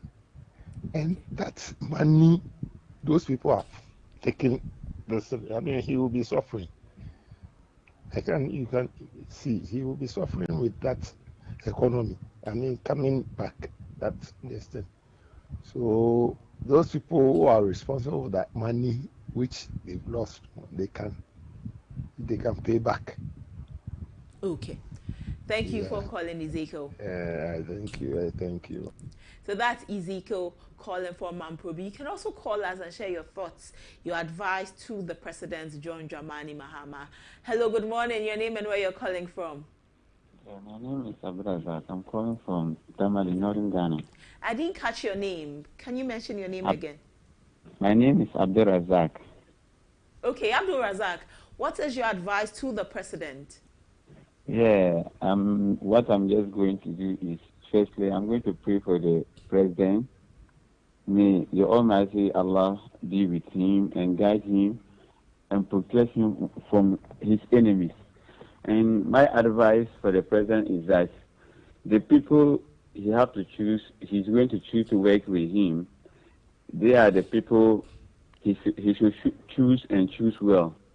Because if he have the good intention to work for the people of Ghana and did not choose the people who are also willing to work for Ghana, not for themselves, then it will be a big problem there. But if you choose the right people, those who have Ghana in their heart and willing to fight for Ghana, then I think he can achieve all his aim. And lastly, one thing I want, if the president did not do it, I don't think, for me, I'll vote for the NDC again. The Operation Recover All the Loot. I'm happy for that plan. It's the reason why I have voted for the NDC, and I'm praying to Allah to help him to do that thing for us. Okay. Thank you for calling, Abdul Razak. So that's Abdul Razak with his advice for the president. You can also call and share your advice, whatever advice you have to give the president. Good morning. Your name and where you're calling from? Good morning. What's your name and where are you calling from, sir? My name is Kwaku. I'm calling from Kwiape Mampong. Okay, Kwaku, share your advice to the president. To me, the Operation Recover All the Loot, I'm very concerned about that. Recover all the loot. He should start it now and let the Chief Justice step down so that justice will be prevailed. Okay. Thank you, Kweku. So that's Kweku with his advice to the president. You can also share your advice to the president. Good morning. Your name and where you're calling from. Hello. Good morning. I'm Idris. Idris, where are you calling from? I'm calling from Amasaman. Okay. What is your advice to President John Dramani Mahama? My advice to John Dramani Mohammed is, yes, is to keep cool, not to rush, and to make sure that anybody you want to appoint, he appoint the right person on merit on what he's appointing that person to. And he should be listening to Ghanaians. Not everything, but most of what Ghanaians will complain, you should look into it, that how is it? Is it considerable or not? That's my advice. Beautiful lady. Thank you. Thank you, Idris. Thank you for calling. So you can also call us and share your advice to the president. He has been sworn in. Hello, good morning. Your name and where you're calling from? Hello, I'm Frank from Boga. Okay, share your advice to the president. The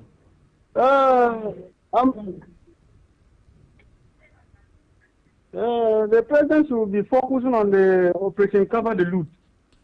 We voted for him to recover our money back. Okay, so that's all your advice to him? Yeah. Okay, thank you for calling. You can call us on the number on your screen. Share your thoughts with us, your advice to the president. Hello, good morning. Your name and where you're calling from? Hello, good morning. Hello, good morning. What's your name and where are you calling from? Hello, good morning. Good morning.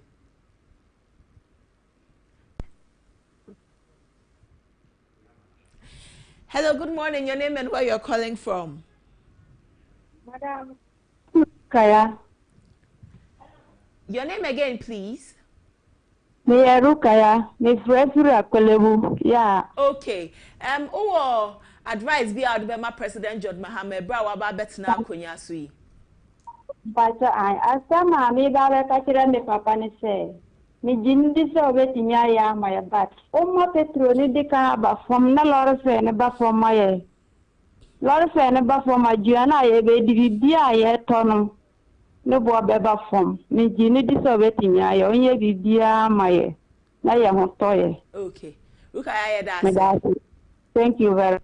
Thank you. Ruka says that she would advise President John Mahama to reduce the cost of fuel so that transportation cost will also reduce. Hello, good morning. Your name and where you're calling from? Good morning. What's your name and where are you calling from, sir? I'm calling from Sampua, but I want to speak away. Okay. May we know your name? My name is Stanley Vudu Akaho. Okay. Please go ahead and share your advice to the president. Nyamedima Bonabe. Can I do me Tati Mahama to be shady? Mega Bano Akbo a door. Nenya water capu with it to be Sianawo. Kabumo Doma Gashi a Duono of Akoji, Rura Erisu, Yohania Poda, Nyawo. Let on my body, name Yohania Gano, okay. Akbe, thank you. So unfortunately, I'm unable to translate everything to you, but at least I hear a few things, and he says that the president should look at development in our rural areas. Hello, good morning. Your name and where you're calling from? Look at development in our rural areas. Kindly turn down the volume of your TV so that you can hear us in real time and we can also hear you.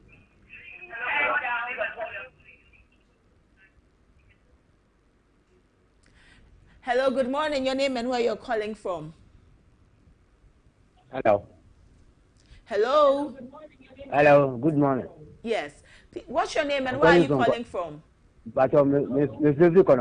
Okay. You're from saying? You're from Asamoah. Asamoah, Obeke Tree and Abeka Brofo. Obeke Tree. Okay. President John Mahama Babetina Abenya Neso, a foot to Ben Adebemano. The matter say, all your campaign, what I say, Ghana comedy and Docono Pension, one city. And okay, can you maybe petrol to the senior in Wabano? Docono say once in Oman one city. And then now, Oman one city. And yes, the Abeka or who say yes. Okay, Asamaya Dase. Rasamano, and I'm what I want to be. Asamaya Dase, yeah. So that's Asamoah from Konongo. He says that he's expecting President John Mahama to reduce the cost of K to 1 cedi. But you can also call us and share your thoughts. Let's make maybe 2 calls and we'll be done with Ghana Speaks. Hello, good morning. Your name and where you are calling from? Hello, good morning. Okay, Jerry, where are you calling from? We have lost Jerry. Let's pick another caller. Hello, good morning. Your name and where you are calling from? Yeah, my name is Joseph. Hello. Hi, Joseph. Where are you calling from? Yeah, I'm calling from Kwabinya. Okay. What advice do you have for President John Dramani Mahama? Yeah. For Mahama, we know that he can do it. So yeah. Okay, we have lost Joseph, but he says that he knows the president can do it, and by it, let's assume that he's talking about the work he's been mandated to do. Hello, good morning. Your name and where you're calling from?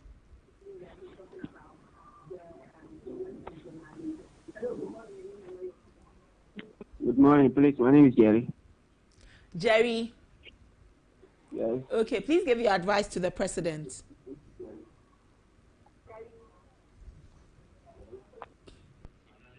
Okay, we have lost the caller, but that's all for Ghana Speaks. When we come your way again, we'll open the phone line so that you also get the opportunity to speak, because it is your voice that matters. Let's head straight into Happy Hour, where we have some birthday wishes to share with some very lovely people. Happy Hour is up next.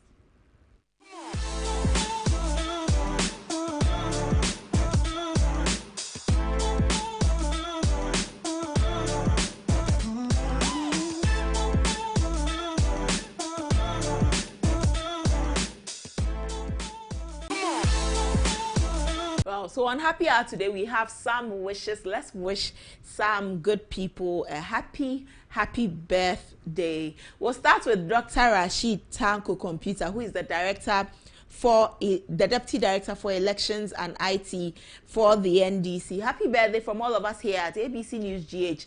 On your special day, and always, we appreciate your tireless efforts and dedication as a resource person on our programs. Here's to another year of achieving greatness. Happy birthday. You really deserve to be appreciated. We're most grateful that anytime we call you Dr. Tanko, you avail yourself to speak with us. We wish you a full year of happiness, of blessings, of fruitfulness. A happy birthday to you, Dr. Rashid Tanko Computer. So we have other wishes we would love to send to other people celebrating their birthdays today. Other people celebrating. So this is going to Madame Eunice Ayi. Madame Eunice Ayi from Andy Opon Denchi. Andy says, may God grant you many more years with happiness. May all you do be blessed and prosperous. To Madame Eunice Ayi, a happy birthday to you. Also going to Grandma Hannah Tete, a.k.a. Auntie AC, also coming from Andy Opon Denchi.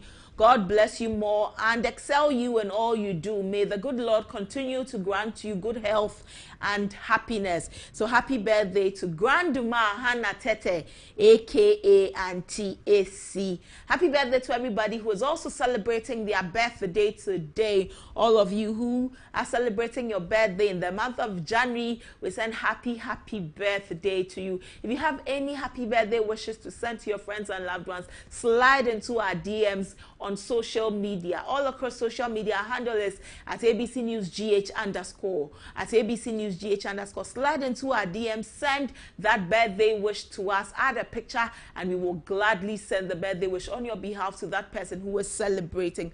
To all who celebrate, a happy birthday to you. On that note, we end ABC in the morning. We are so grateful that you joined us today. Thank you for calling into the show, our lovely viewers. Without you, there's no ABC in the morning. We thank you, our guests, for joining us and sharing your very professional insights with us on all of the topics that we raised today on the show. We stream live on our YouTube, so if you didn't catch the show live today, the recorded is still on our YouTube channel. The channel is ABC News GH. Just go on YouTube, search for ABC News GH, subscribe to the channel, and turn on post notifications. That way, anytime we are live here on the channel, you will be notified and you can follow us. Our website has all of the news as it breaks, very relevant news. Visit our website, www.abcnewsgh.com, and our socials at ABC News GH _ interact with us there, connect with us. We'll be glad to hear from you. I am Abunamant. It's an honor